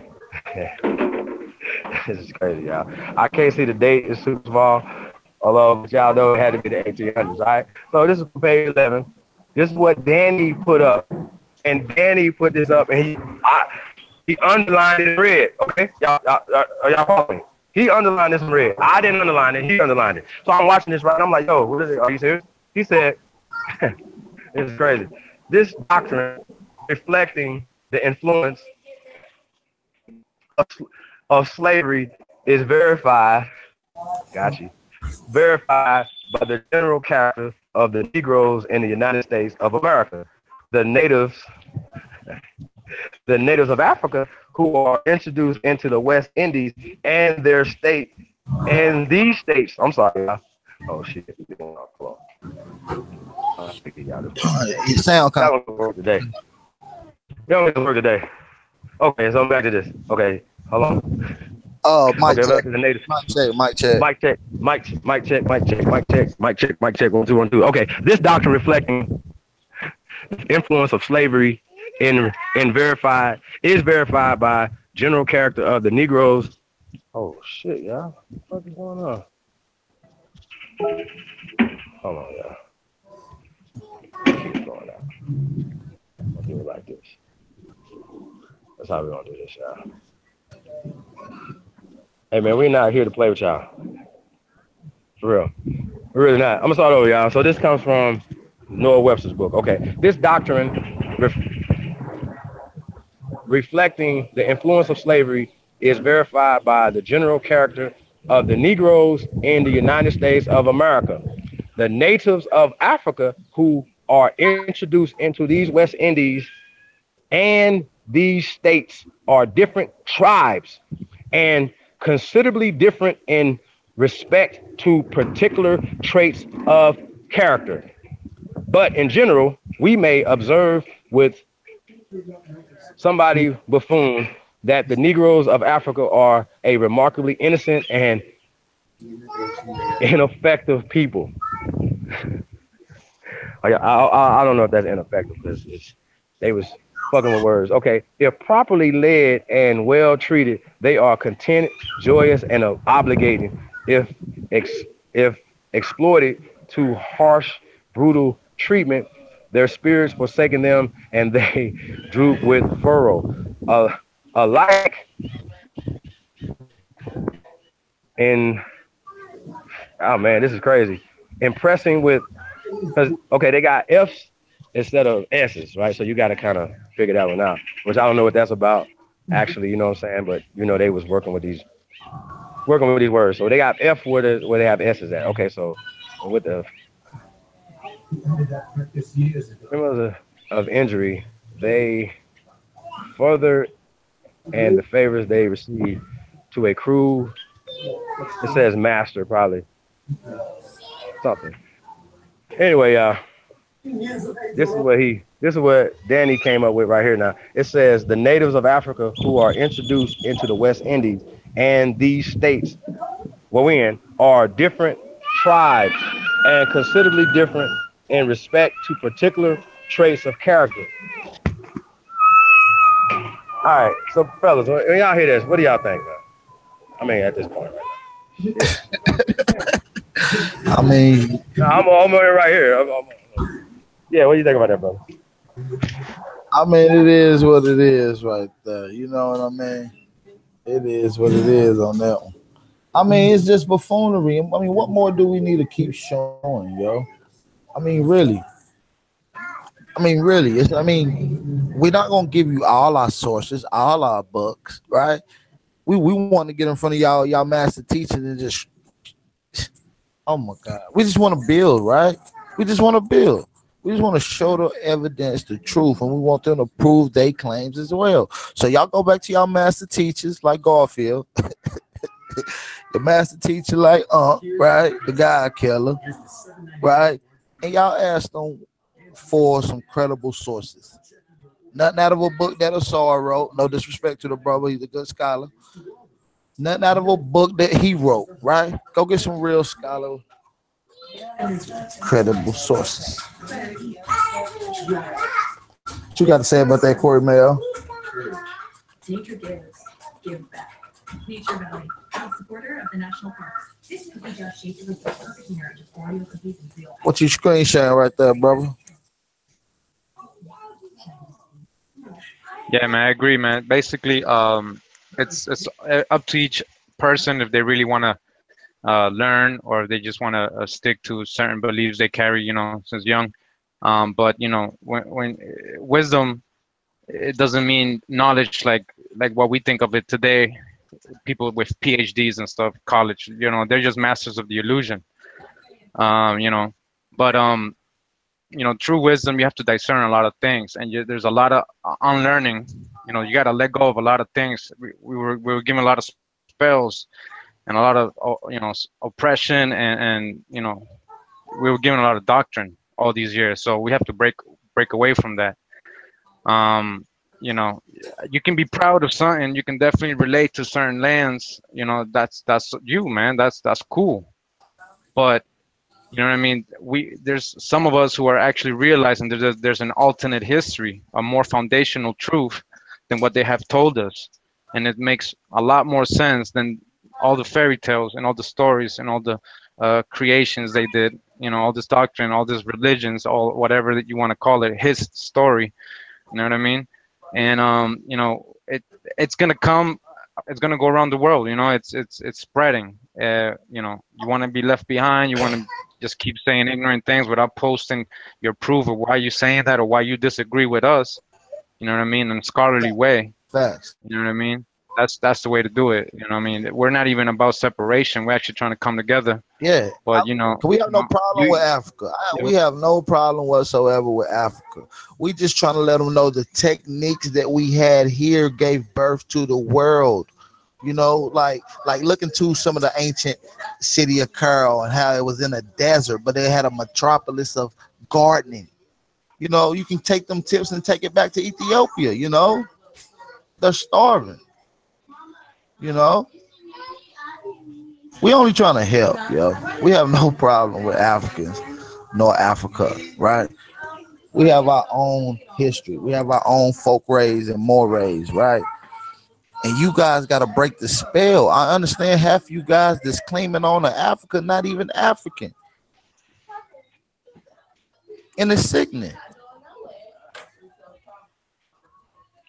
You know, it's not. You know, everybody has their reasons why, but you know, it's a lot of people just want to relate to something. You know, they don't have the info, or they don't look for it. But if we really start doing research and we really start reading these historical accounts, these chronologies and records, it's telling a whole different story than what they're teaching us in school. All right, you know, so all right, you know, you want to be that type of person that just believes whatever without verifying. You know, you want to look ignorant. That's you, man. You know, but we're trying to better ourselves. We're trying to vibe up. We're trying to really learn our true history over here. You know, so I mean, you got to come over here trying to sometimes listen a little bit, verify the info for yourself, see if it relates to you in some way, and just be like that. You know, there's no static. You don't need to bring no static. I mean, we're not here to fight with anybody. We're trying to help other people that want to learn this. We didn't say, oh, let's just start spreading this info so we can create all these beefs. You know what I mean? That's dumb. That's dumb. You know, that's stupid. You're right. And we definitely not trying to do that. We want to get our information off as humbly as possible. So, you know what I'm saying? We just trying to, you know, make sure that we keep pushing the information with peace, love, and light, positive energies. The negative come, we reflect it back at them. You see what I'm saying? They coming to us all this.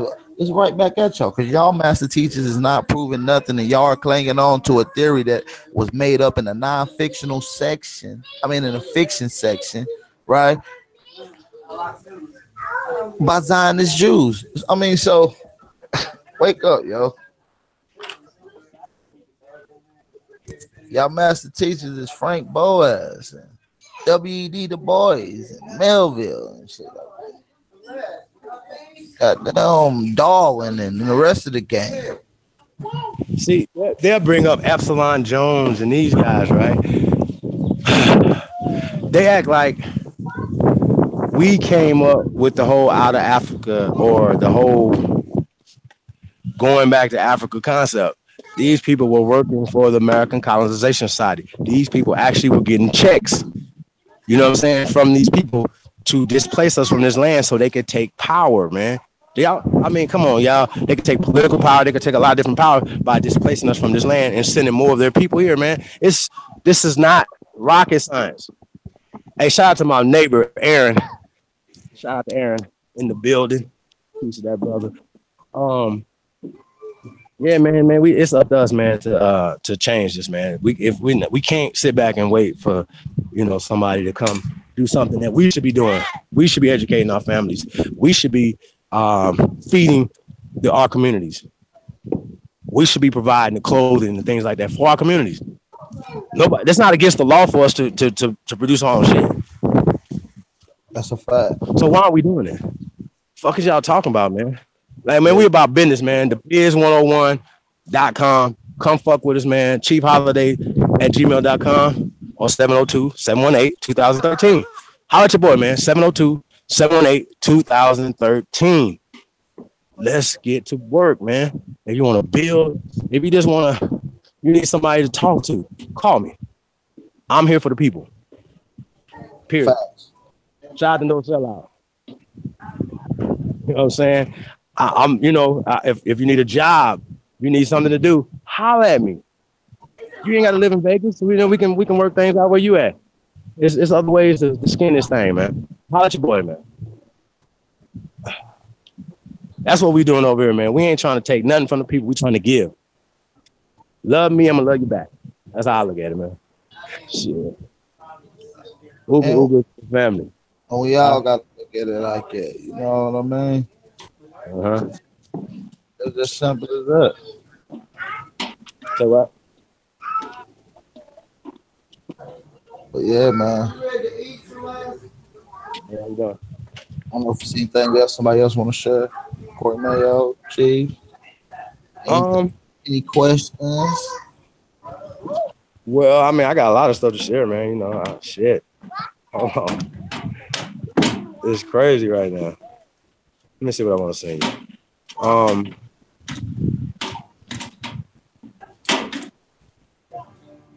I mean, you know, we want to switch gears to something else, man. I mean, I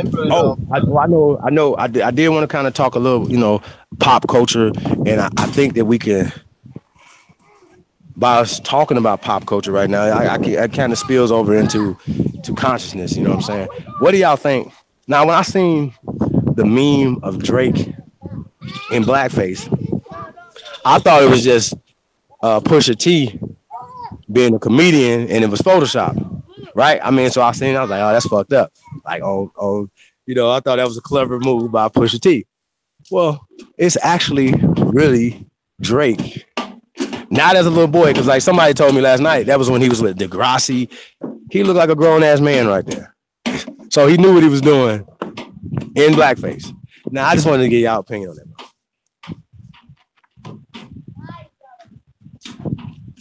Yeah, I haven't seen it myself, man. I don't know.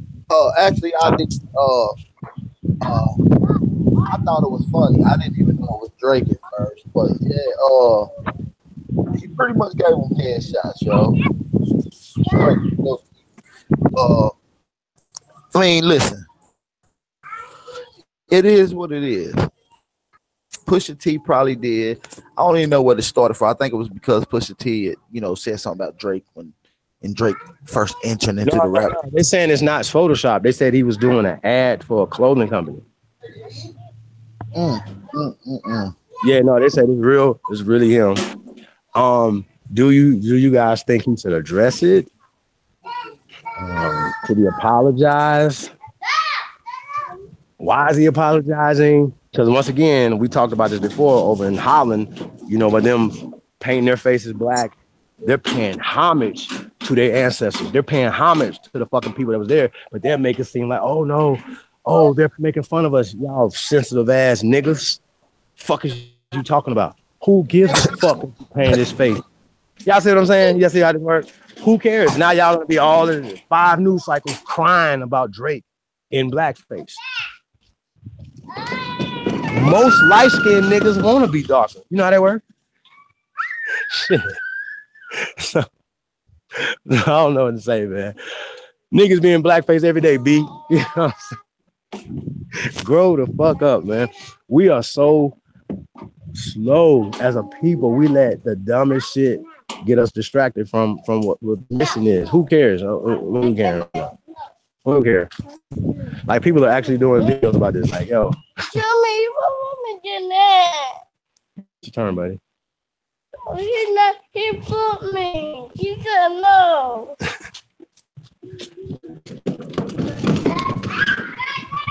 Yeah, man. So that's keep it going. I mean, we got so much stuff. Huh? I gotta get a drink of water. Keep going. You say keep going? Hold on a second. Hey, Career Mayo, you can yeah. Anything you want to talk about, man? You know, go ahead, man. I'm actually trying to find some stuff right now that I want to share with the people. All right, well, let me just read a couple books I've gathered recently. So I got this book called Narrative of the Surveying Voyages of His Majesty's Ship, Adventure and Beagle, from 1826 to 1836. It's from their travels in South America, on the tip, Magellan Strait, Patagonia. It says the Tiquinica natives of the southeastern portion of Tierra del Fuego are low in stature, ill-looking and badly proportioned. Their color is that of very old mahogany, or rather between dark copper and bronze. All right. Further on, it says the aboriginal natives of eastern Patagonia are a tall and extremely stout race of men. Their bodies are bulky, their heads and features large, yet their hands and feet are comparatively small. Their limbs are neither so muscular nor large boned as their height and apparent bulk would induce one to suppose.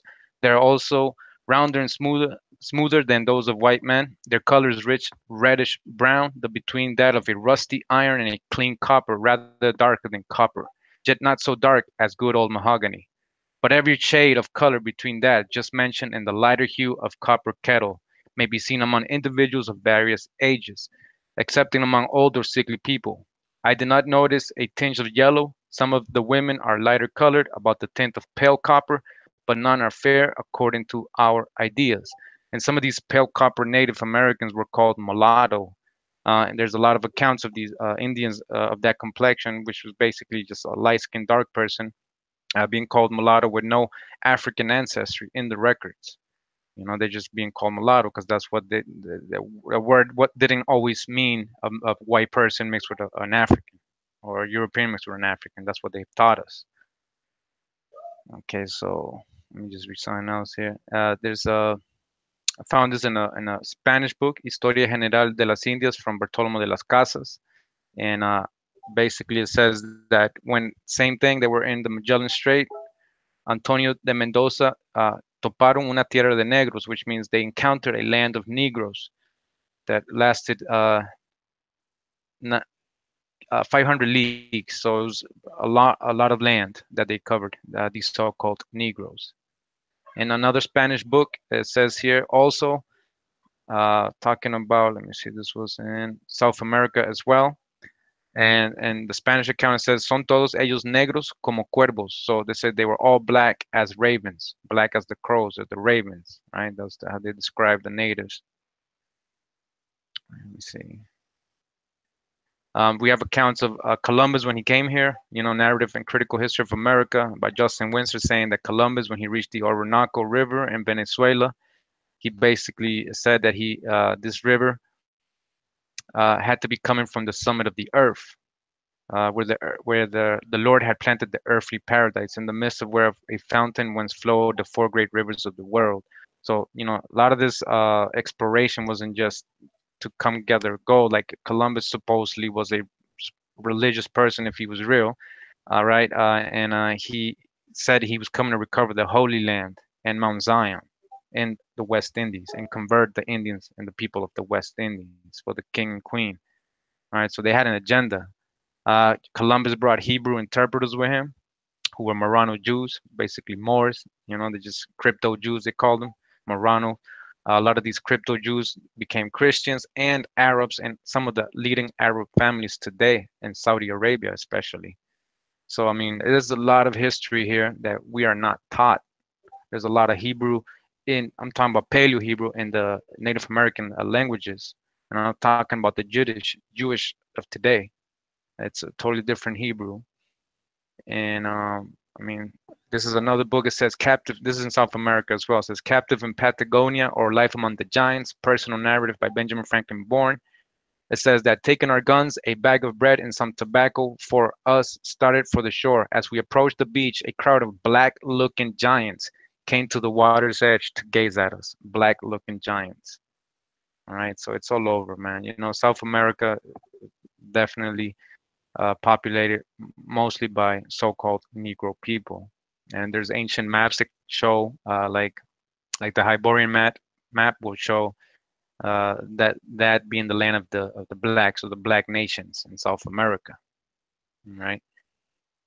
And yeah, I got a whole lot more. I mean, Benjamin Franklin here is talking about that he was the well, let me just read it to you. It says, observations concerning the increase of mankind, peopling of countries, and of by Benjamin Franklin, Boston, 1755. And he says, which leads me to add one remark, that the number of purely white people in the world is proportionally very small. All Africa is black or tawny. Asia, chiefly tawny. So he just said Africa is all black people.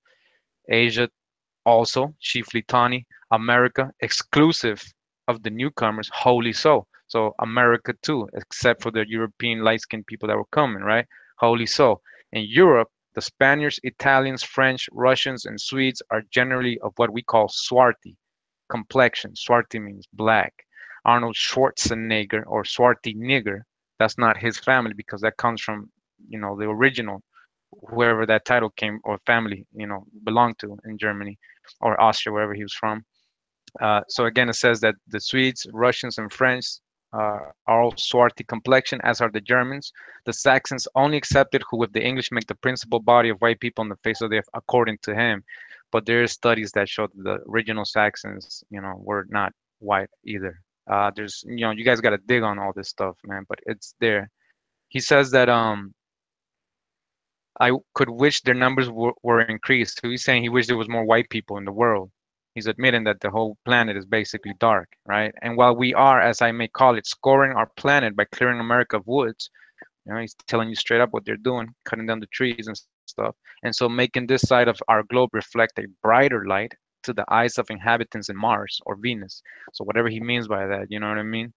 Why should we, in the sight of superior beings, darken its people? Why increase the sons of Africa by planting them in America, where we have so fair an opportunity by excluding all blacks and tawnies of increasing the lovely white and red? But perhaps I am partial to the complexion of my country, for such kind of partiality is natural to mankind. So admitting basically, he's saying, don't bring any more dark-skinned people over here. There's already enough here. We're a minority. All right, and this is from Benjamin Franklin's own words. All right, so there's a deep history, man. You know, we have to really dig into it. There's a whole half of the story that's never been told, like Bob said. You know, so we gotta really dig. That was fire, man. Yes. Hey, and you had said something earlier, right, about Christopher Columbus. You know what I'm saying? I always be like, yo, my go-to is these people didn't exist, but the depictions of explorers of this time period, of the friars, of the Jesuits. I think we gotta talk about that. I think we're gonna have to pull up some of the stuff on the Jesuits, and I know that's something that you talk about a lot. Is the descriptions of these religious people that was coming here. You know what I'm saying? And how they described it. You know what I'm saying? So I just think it's yo, bro. It's too much evidence going in our favor. For real.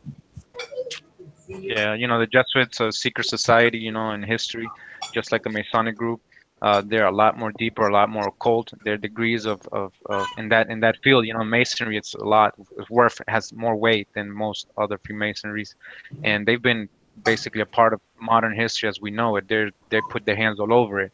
They were here advising the kings what to do with, you know, the Indians over here, and they made sure they come to make sure they observed and managed and make sure things were going the way they're supposed to, converting all the Indians to this religion that they don't even follow. Because if you study Jesuits, you know how they started, the whole Hellenistic teachings they received from, you know, all that old world masonry from Egypt and Greeks and all that. That's how they started, you know, and so they know it's bullshit to you know, the whole New Testament and all that, but they you know, they put on the mask and all that, and you know, they had their hands in history and chronology and science and everything. So you got to really study the Jesuits, of course, and they really tell you, you know, the accounts when they were here, and they tell you they were, you know, dark skinned on most of the accounts.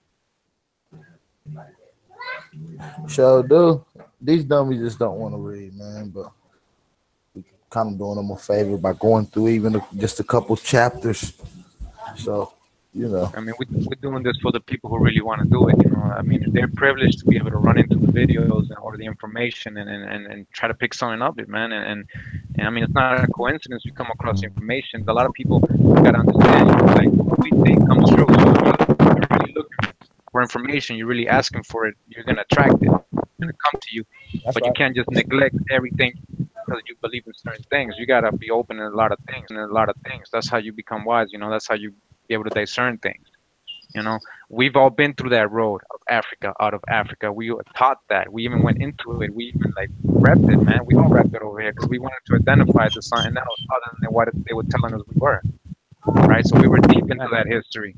So it's not like we don't know about the science of Egypt and all that and the history over in Africa, because we were taught this doctrine, but it wasn't, you know, mystery, which is my story, mystery, right? His story, mystery, my story. Yo, and what's so crazy is, like, the Jesuits are so hated because they wasn't just priests or whatever. They was fucking killers. They were like the warrior of the, you know, of the priesthood or some shit. You know what I'm saying? So they killed, murdered, raped, a lot of people. But we still got to get to the descriptions of what these people were saying. And I'm just saying, though, we have to keep that real. From John Ogilvy, for all the things that have been put up. We show all this stuff all the time. They're showing depictions of Negroes. They talk about Negroes of the land. They don't talk about Indians. Oh, that's another thing. I wanted to address this right now. When they came here, the word Indian was not being used and applied to this land. That is later transposed and superimposed on us, and as well as put back in time. It didn't exist. Period. Any of these letters that we find, they're not going to be like, oh, we encountered Indians here, blah, blah, blah, blah, because Indians are in India. And India didn't even exist, let's just say 1492, 1505, blah, blah, blah, blah, blah. They were called Pakistan or some dumb shit. It wasn't called motherfucking India. That's like more like 1800s and things like that or whatever. But the problem is that we're letting these people write us an article, right? And these guys, these dummies, smart dummies, that's what I call y'all. You guys will pull up articles and be like, oh, here's this article right here. This is a primary source. No, the fuck is not. It's not even a secondary source. Now it might have references or whatever, but you know, a book and a piece of paper is not a fucking primary source. You know what I'm saying? It's not. I mean, it helps you get to certain things or whatever, but you know, I would think that a letter that will be in the language of the friars that has been translated will be a primary source. Not something that somebody wrote in 2013 with their opinions and their political agendas, man. And that's what they're not understanding. You guys are following people who have monkey agendas. You know what I'm saying? We can't have it no more, y'all. We just can't have it. So yeah, I'm gonna find some more stuff. Pull up. Oh, I put some stuff in the back so you can just pull anything, put whatever on the screen. I explain it. Okay, that's fine. Keep going. I think a picture's worth 1,000 words, man.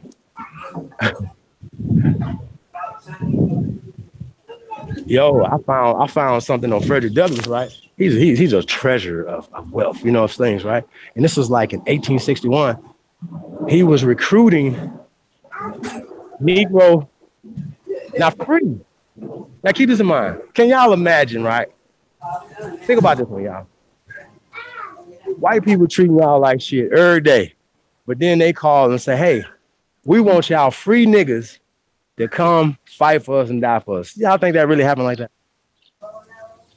That's just ludicrous, man. It makes no sense. But the problem is, right, when you talk about, like a lot of people say, oh, well, the Confederacy was all white, and then they was fighting to keep black people in slavery. Well, guess what? It was free, chocolate, aboriginal landowners in the fucking South that was fighting for the fucking South, fighting for the Confederacy. And those were the main ones that lost all their land, lost a lot of power and things like that. From dying, you know what I'm saying? From even after they lost the war, they came in or whatever and took a lot of our land. Millions of acres. So these wars were only taking the Revolutionary War, the Seminole War, the Yamasees War, all the wars that we had here, the French and Negro War. There wasn't no French and Indian War. It was a French and Negro War. The Negro War.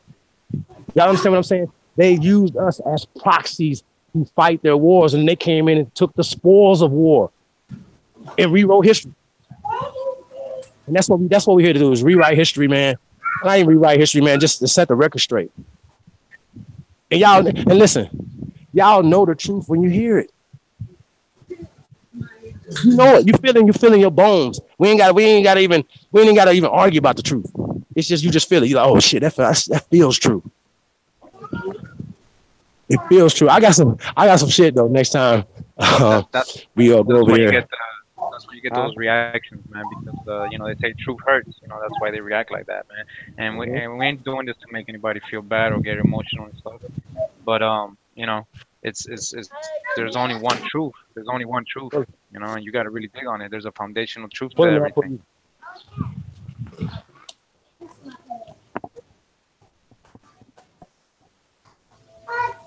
Yeah, we go put them in your car to sit down here. The school.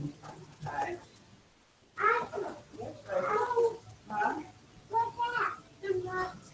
Yeah, as I continue on. Anything you want to screen share, Curry Mayo? Yeah, you know, sharing a lot of things. So I got you pulled up right now. yeah. So these are just some ceramics they found in Central America. Oh, this is from the Mississippi, right here. This effigy bowl. You can see the features on it. This is from Guatemala. This is from an older Olmec, pre-Olmec tribe. Some drawings from Mayas. You know. Damn. Don't look like no mongoloid to me. This is the Enriquillo, they called him. He was one of the caciques that fought the Spaniards in Española. Are you sharing the screen? Yeah. Yeah, I can't see it. Hold on a second. Let me go in the chat. This is if you guys ever heard of Massasoit, he was one of the he was the chief that was there when the Pilgrims arrived, and this is a direct descendant of Massasoit. Her name is Emma Jane Mitchell Safford. And if you know that area, Northeast, and if you know Cape Verdeans, you see that she looks straight up Cape Verdean. And so, you know, we know that Cape Verde was uninhabited before the 1400s, up until like the 1470s, supposedly. And that's what they teach us in history. And so we know that Cape Verde was basically the largest or supposed slave port, right? And before they came over here, supposedly. And you know, there's more Cape Verdeans in the States than the actual country. They have like 13 corn dishes. You know what I mean? They act more like us over here than Africans, you know. And I mean, I don't want to talk to them, but they'll let you know themselves, you know. And you know, this is how they look.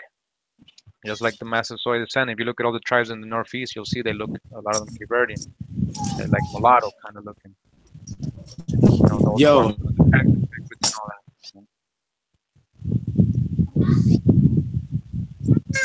So we got, you know, numerous depictions on the walls. They drew themselves, you know, murals as well. So I mean, I don't know what people would deny. This is from Ecuador. You can clearly tell the features. You know, James Brown supposedly was an Apache descendant. You know, and so Yo, you know, we got all their. So Pure Mayo, when you hear that Cherokee, for instance, is not a race of people or a tribe of people, but a language, what do you? I mean, because that leads me, because you know, my grandmother told me we was Blackfoot, right? And I always was thinking in my brain like that just didn't feel right. As a kid, I never knew nothing about Africa until I went to college, right? So, or to Roots. And my family still was like, yo, that's just a movie. You know what I mean? They didn't teach it to us like, yo, we're from Africa, we're Africans, we jumping brooms and shit. They didn't do that. Because we were still on our land, we were still growing shit. You know what I'm saying? We had chickens. Like I used to get eggs, you know, I didn't even have to go to the store to get eggs. I remember that. I remember doing that. But we're so far away from that, we'll feel like, oh, chickens, oh, that's nasty. We don't want to take care of chickens and shit like that. You know what I mean? But motherfuckers have a gang of dogs that ain't doing shit for you, but shitting everywhere. You know what I mean? It's crazy. Yeah. At least a chicken can lay a fucking egg that can feed your whole fucking family. I mean, man, we're in trouble as a people, man. We're gonna have to get back to producing right now, like not tomorrow, whatever. Oh, I want to address the brother Uncle Ra 99999, whatever. Right? Peace, brother. Listen, man. We're not saying when we're talking about Aboriginal, right? You're separating Ab and original. That's what you're doing. You know what we're gonna do? We're gonna just show the etymology of the word. That way we don't have to keep going back and forth with it. Because you're separating the word and saying, well, this is a prefix that's taking you away from being original.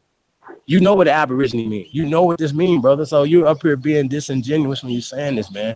And you're being distracting, you know what I'm saying? Because we understand we're not calling ourselves Aboriginal as a race of people. We're calling ourselves the first inhabitants that sprung from this land, bro. Stop it. It's just unnecessary conversation. That's what you guys are doing. It's just that's dumb. But anyway, like I said, if you can put some of that stuff up in the back chat, man, we can kind of explain it to the people. Hold on, I'm gonna go to the chat again. You guys suck.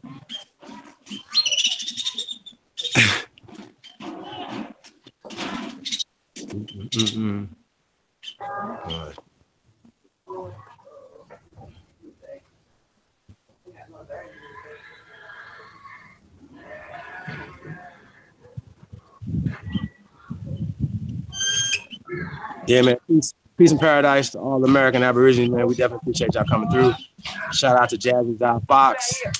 Shout out to Rainstorm. Ron Redbird 101. Halito. Light Paul. Salute He. Tut Ankara. Peace and love, brother. Rod 999. There you go, big boy. He said he ain't fucking trolling. Nah, bro, you ain't got to roll. You can definitely stay here and learn something. Highlights, Halito, B Ghost Feathers, B Nice to meet you. Ghost, Halito.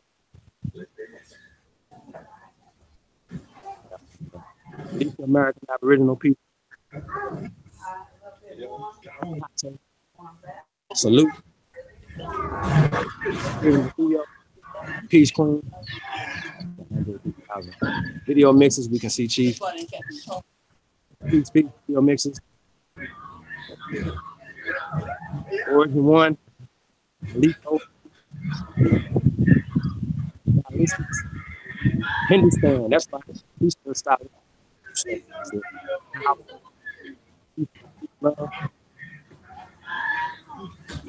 the building today. Blue. Peace and paradise. Love everybody, man. Halito. Hey, yeah, I can't see the screen right now. Can't screen.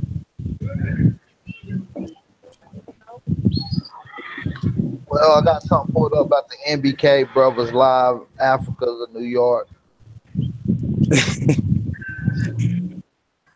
Okay. Yo, matter of fact, I'm glad you brought that up. I put something in the back right now. Hold on, y'all. Yo, you remember when they were coming for us and they were talking about the African burial grounds in New York. Listen, y'all. I do not understand why these guys are so fucking slow. I don't understand why they don't just leave us alone. Like every time they do something, right? I screenshotted it and I put in the back chat of the Negro burial grounds. That was the thumbnail of the video of the African burial grounds. Now, every time a year ago, I debated them and they try to bring this up, right? And I explained to them that it wasn't called African when they created it, that they later changed it like 92. And Professor Smalls even said he went to the fucking ceremony to change the burial grounds to African. What are y'all talking about, man? This is crazy.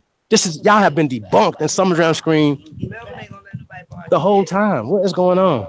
This is terrible. So we're gonna keep debunking y'all, man. Hey, but running man, stop running though, man. Go ahead and give me a fair fade, man. Don't. But here's the thing, right? I've debated him before, and he said that after I whooped him, he said he had to go get his expert, who was Danny, the African. So Danny's the expert in West African and the transatlantic slave trade, right? But Danny knows the truth too. But he has a vested interest in Africa because he's West African, part of West African. See how that work? Hey, so can you pull up the Negro burial grounds for the people so they can see and then show them like the both of them that they came from their channel? It's the thumbnail of the video. It's the thumbnail of that video. You know what I'm saying? You talking to me?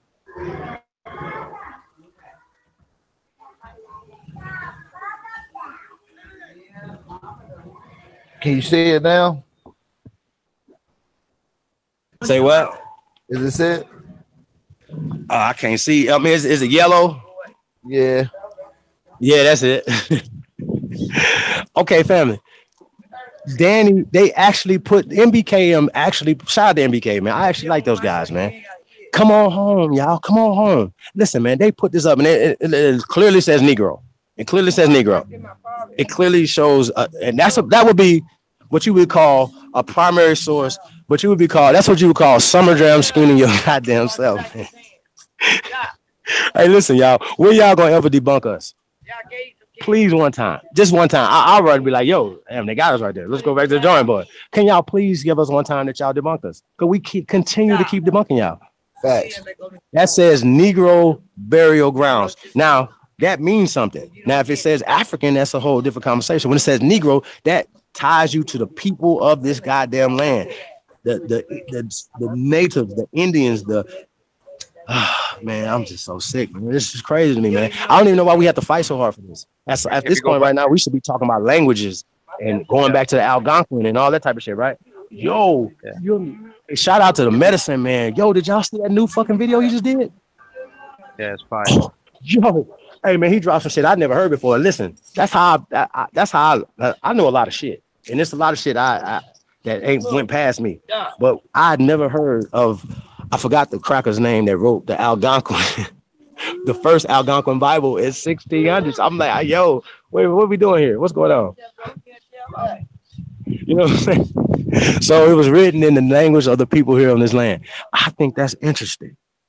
Yep. When we talk about Algonquin, we also got the Dakota Bible as well, the Sioux people. It was written all in Dakota language first. Wow, huh? And regarding that word you see there on the blueprint or whatever that was from, in those times, you know, you can read in a lot of sources and a lot of records that a lot of the Indians were being called Negro or nigger, right, or in what they considered their derogative, right, because they were taking out their tribal name, and a lot of these ancient blueprints as well on the mounds as well. That they removed a lot of the mounds. A lot of the mounds had architecture like in Babylon, Assyrian, and supposed Hebrew symbolism, and a lot of these got taken out. You can find this still in the book. It's called Ancient Civilizations and Mounds of the Mississippi Valley, and it's all up in there, and you can see how they destroyed purposely. It tells you straight up in the book how they purposely destroyed it. All these mounds. It contained too much. It was just too much info at that time. It didn't fit the history they were going to teach, which was, they had a whole agenda, a whole, I believe Manifest Destiny is called. Manifest Destiny, the whole agenda they had. And when they considered the Indians savage and made it okay to take your lands and, move you and do whatever they wanted after that. Same thing they doing today. Yeah. Hey, there you go. Oh shit. Okay, so that's them, the History Brothers right there. That says Negro burial ground. I just wanted the people to see that. They didn't think, I'm tripping. I'm not tripping. You guys are tripping. And listen, these guys right here are their experts. Now, what are you doing there, man?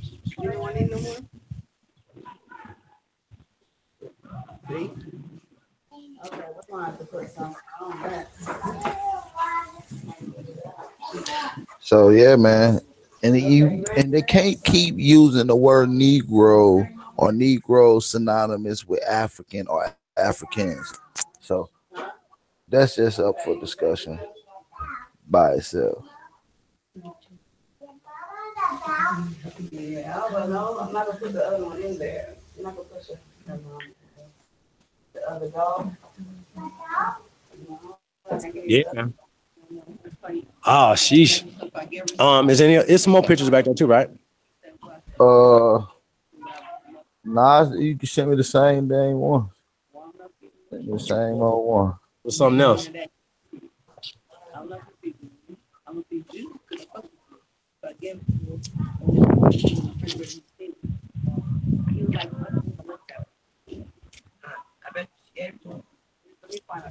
So these guys, I haven't seen the Africans of New York.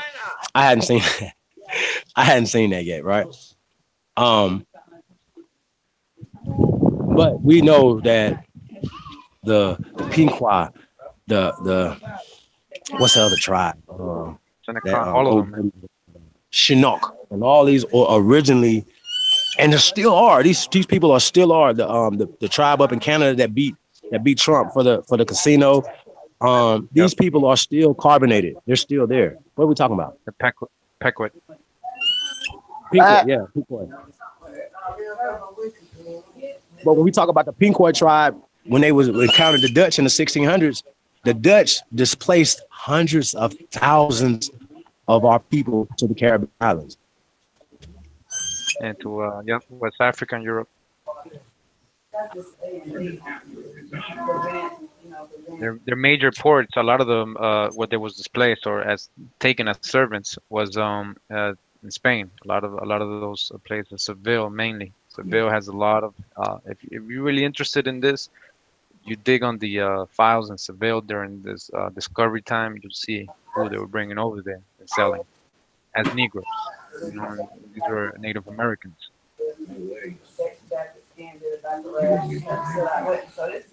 So like this happened before they started supposedly bringing Africans from that side. So there was already a lot of Native American people being brought over there by the thousands, thousands. And so, who's to say they didn't bring some of them back? It was just a port, a market. They would bring them and then resell them somewhere else, or and contract them to somebody else's service.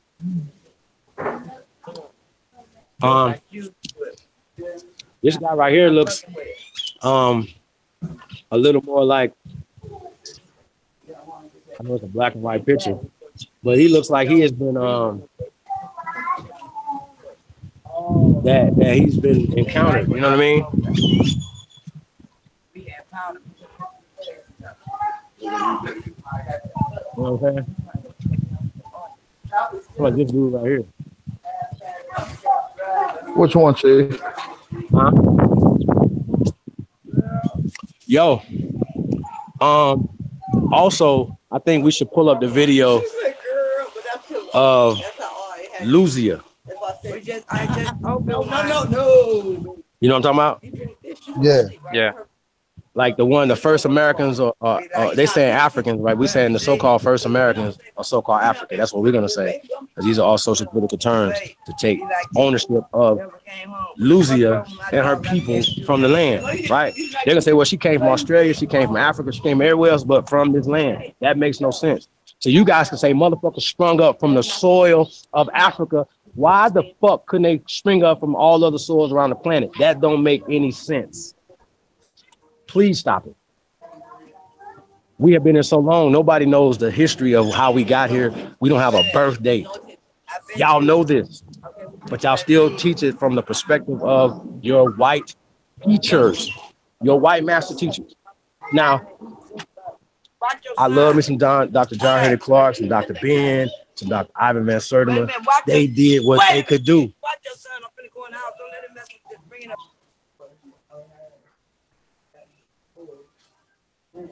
Yeah, they did. They try to do what they can do. Yeah, I mean, they did. They went as far as they can go. We supposed to take it to the next level. Now, shout out to Dr. David Imhotep. But like I said, I think his book is incredible. But the wording, the first Americans were African, is a problem to me. And I understand what he's saying, because I used to be the same way. I thought the whole planet was Africa, period. You couldn't tell me it wasn't. But I had never looked up the etymology of Africa. I never really got into it. I just took it as face value, and I took it for what they were saying. That's it. And that's the point. We all been through that. We've all been through that doctrine, and until we start doing our own research and correlating things from oral tradition as well, not just from history, recorded history, but from the archives, man, as well. And look to verify the sources they're giving you, man, because these same sources they give you, you go to the source and it's saying something else. I've encountered that so much that I already see the game they played, because they know we weren't going to go verify. We didn't even have access to these books. She said, where's my 6-month-old daughter getting these temper tantrums from? Oh my God. Don't want her diaper changed, rolls over the bed. Don't want her clothes on, pulls her shirt off her head. Don't want her hair. And that's a fact, yo. That's right. Well, I mean, yo, hey, so I've just seen Sonetta just went live a little while ago, and he was talking about Drake. I didn't see anything about Dane. Anybody know if that's going to happen today or not? Shout out to Dane Calloway, by the way. Yeah, big shout out. Shout out to all the great teachers out there, man, that's been putting in this work, man. Shout out to Phoenix Moon. Shout out to Brother Kerry Davis. African Americans ain't African. Shout out to the Thompsonist one. Who else we got in there, man? Shout out to Tyrone Street. Shout out to Thousand, go ahead. Shout out to the Medicine Man. Shout out to Dr. Clyde Winter. How about this, y'all? Why we got doctors on our side? Can y'all ask them any questions other than I don't see anything wrong with street scholars, but other than any street scholars, can you guys produce a PhD doctor that's in anthropology or geology that study this stuff that's gonna back up y'all claims, that's gonna back up the fake ass slave boats, right? Oh, speaking of fake ass slave boats, right? All right, so came on the news and the newspapers and stuff here recently, beginning of the year, that they may have found the last slave boat. Okay, well, here's my thing. The first slave boat, because you haven't found any slave boats. That's the first thing. But the last so-called slave boat, right? So you go, they said they found it in like the Mobile area, right? Out in some marsh, like I said, it was wrecked or some shit, right? Now, here's the thing. Now, if you do any research on this ship that they think it is, right? They say it might be the ship. They never said it's the ship, but all they got to do is just put it out in the air. This might be it, right? People, they didn't even hear the might. They don't hear the might.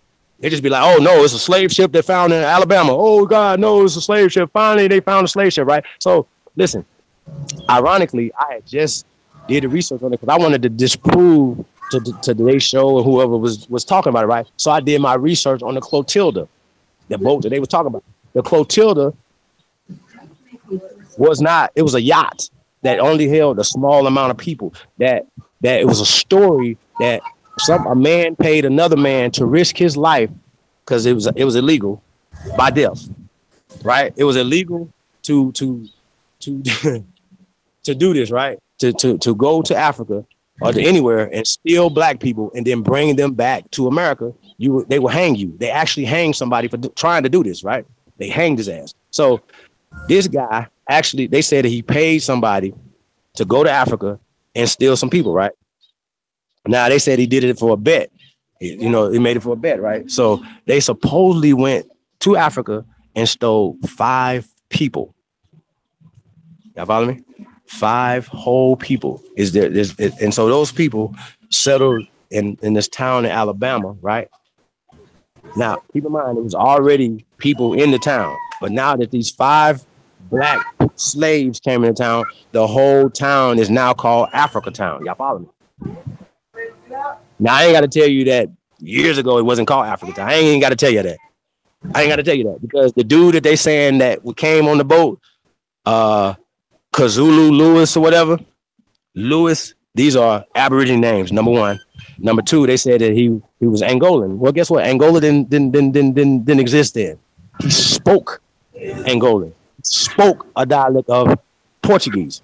Now, the Portuguese were already in the Americas. This language is already in the Americas. Y'all follow me? So a lot of times when they talk about, oh, these people from Angola and all this other stuff, no, they spoke Angola. Angola is a language. I know. Yeah, a lot of the people from that region, that was one of the drop-offs for Native Americans, Angola mainly. A lot of the Cape Verdeans are mixed with, because it's all Portuguese, so they speak the same. It's like you're saying, it's a language. It wasn't really a certain place or people. And they all kind of related, in those islands, and Madeiras and Canary, and there's a lot of from same heritage as the Angolans, and a lot of the Native Americans were being brought there way before they supposed to start bringing Africans. So, like you said, if he came from Angola, it could be there's a high probability that he was a Native American that was already taken over there, or his family hundreds of years before. Right. And it's 9 times out of 10 is what it is.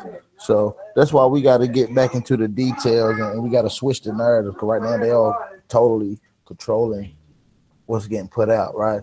So we just got to keep it right, yo.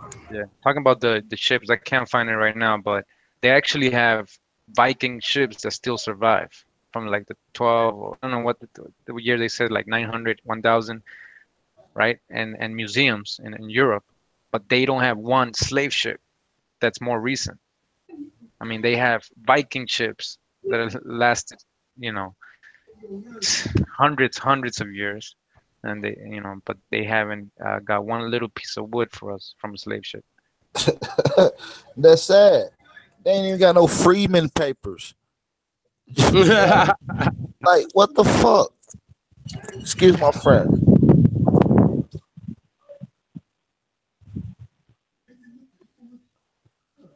So, you know, that's what I want to see. A Freeman paper, a little fragment of a slave ship boat, the grease that Nat Turner was turned into, and the historical shotgun that Harriet Tubman had. Can we get with that?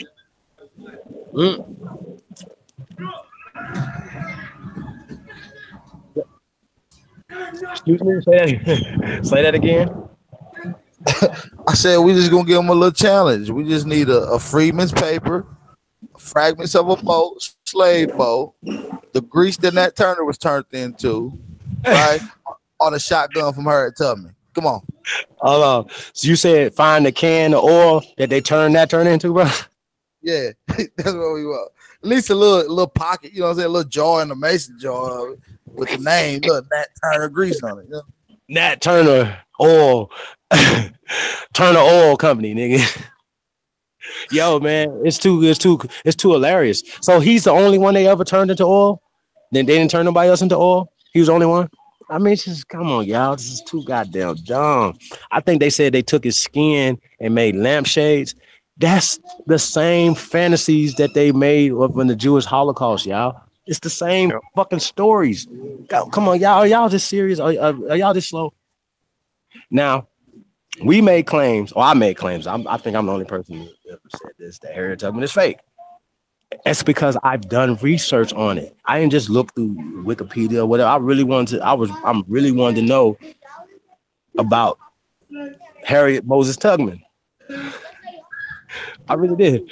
And once I started figuring out that her name wasn't Tubman, and once they start changing names and stuff, I started getting leery of the process, right? I'm like, yo, well, and there's no family members, blah, blah, blah, blah, blah, and so on and so forth. No death records, no birth certificates, nothing. They did have these things during this time period.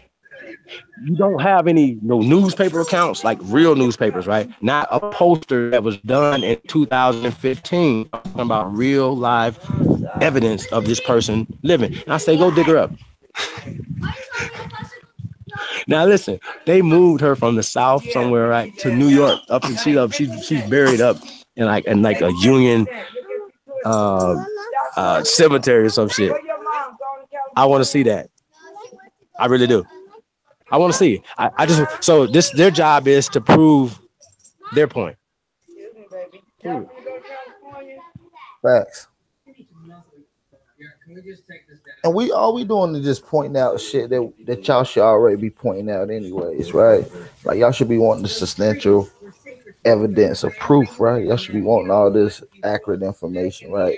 Credible sources and all this thing. So, you just got to keep it going, yo.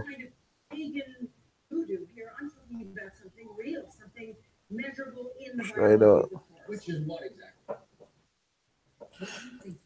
And you're right, they love deflecting. You know what I'm saying? They don't want to answer none of our claims directly. They want to hit you with these little loophole questions. You know what I'm saying? They'll say some dumb shit like we'll say, well, we got the oldest pyramids dating back to such and such. And they'll be like, well, how old was the pyramid compared to the site? Like, come on, man. They don't even do dating like that. They don't even date my shit like that, yo. They don't date it like compared to the sites and compared to man, get out of here. They use the organic material supposedly that's around the site, not the actual site itself. Facts. And so that obviously can be tainted over the years and all that. Yeah, like for instance, when they was dating some of the pyramids in the city of Corral, right? They wasn't dating the rock; they was dating the wood that was structured inside of the pyramids. You see what I'm saying? Yep. So, and it wasn't just carbon dating; it was radiology dating. You see what I'm saying? So we got to understand what we're dealing with.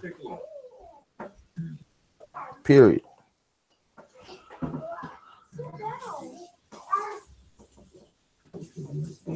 So yeah, anything you want to screen share, Corey Mayo, before we get ready to close this live stream out? Yeah.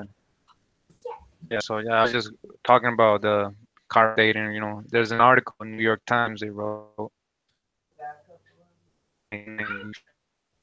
Let me just read a little bit about it.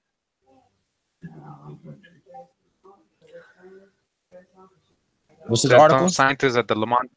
Yeah, it's errors are feared in carbon dating for 1990 New York Times. Scientists at the Lamont Geological Laboratory of Columbia University at Palisades reported today in the British journal Nature that some estimates of age based on carbon analysis were wrong by as much as 3,500 years. They arrived at this conclusion by comparing age estimate obtained using two different methods: analysis of radioactive carbon in a sample and determination of the ratio of uranium to thorium in the sample. In some cases, the latter ratio appears to be much more accurate gauge-based than the customary method of carbon dating, the scientist said. What I'm trying to point out, this man has so much for this article, but what I'm trying to point out is that this is debated. That there's like a whole bunch of scientists that don't go off carbon dating, have their whole science behind it and their whole research behind it, and so they laugh at it. You know, they don't even use it. We got recently, let me see, dinosaurs. They started. I learned recently that dinosaurs weren't even. They didn't do carbon dating on dinosaur bones because since they're not supposed to be, less than 50 years old. And when they started doing the actual carbon dating testing, from their numbers, they got that the bones were 30,000 to 50,000 years old, meaning that they existed when humans supposedly were alive. So, and you can, I don't know what the article, I don't know, it was a scholarly article and website, and you can just Google it, put carbon dating of real carbon dating of dinosaur bones and all that, and you'll see that when they start actually testing these bones, it's not talking about millions and millions of years old. So it's, our history has been all fucked up, our chronology, the way we deal with science, the way they have us apply it to history. They played a big game. They created dead ends. So when you start searching for the truth, you're gonna run into a wall, right? So they did a lot of dead ends, and so there's a big piece. There's little pieces everywhere. You gotta put it together like a puzzle. They made it like that. You gotta be kind of like a history detective, and that's how they've made it, because that's why they have degrees of masonry, because they know there's dead ends. So they create dead ends in their degrees of knowledge too, because they don't want everybody knowing the truth. That's why they created degrees in certain ranks. Facts. So they don't want you to know the ultimate truth. You have to really, really dig onto it. And there's a deep aboriginal, antediluvian, ancient history here in America. This is the true old world.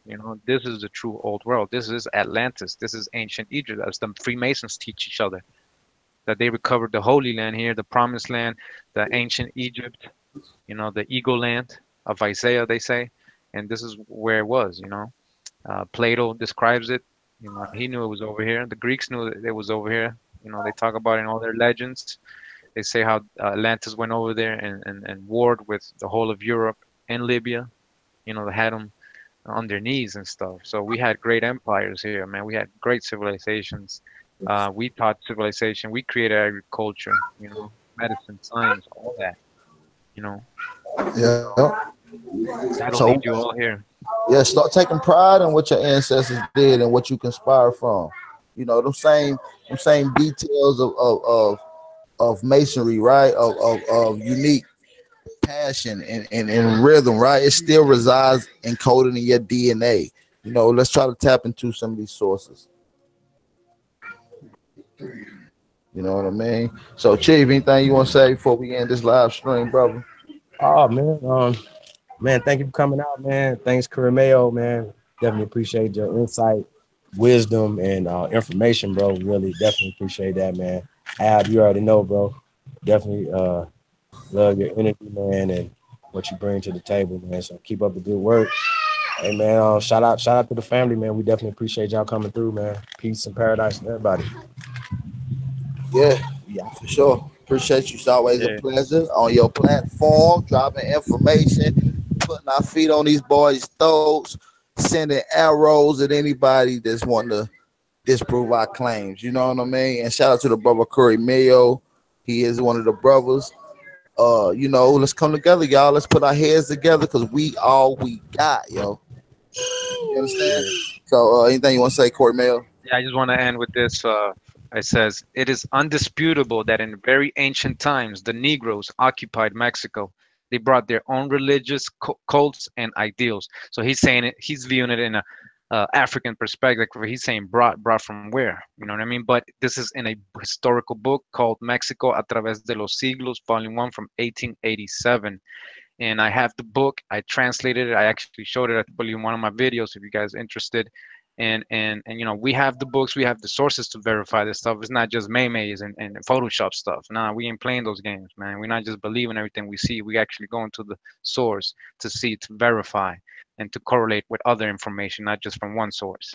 So, you know, have an open mind, you know, respect people's research too, you know, respect other people, man, because sometimes, you know, you might learn something that you might have never, you know, come across. So you know, I've learned from many people. You know, that's all I do all day is learn and study and stuff. So you know, keep your head up, vibe up, and you know, we're driving up, reclaim.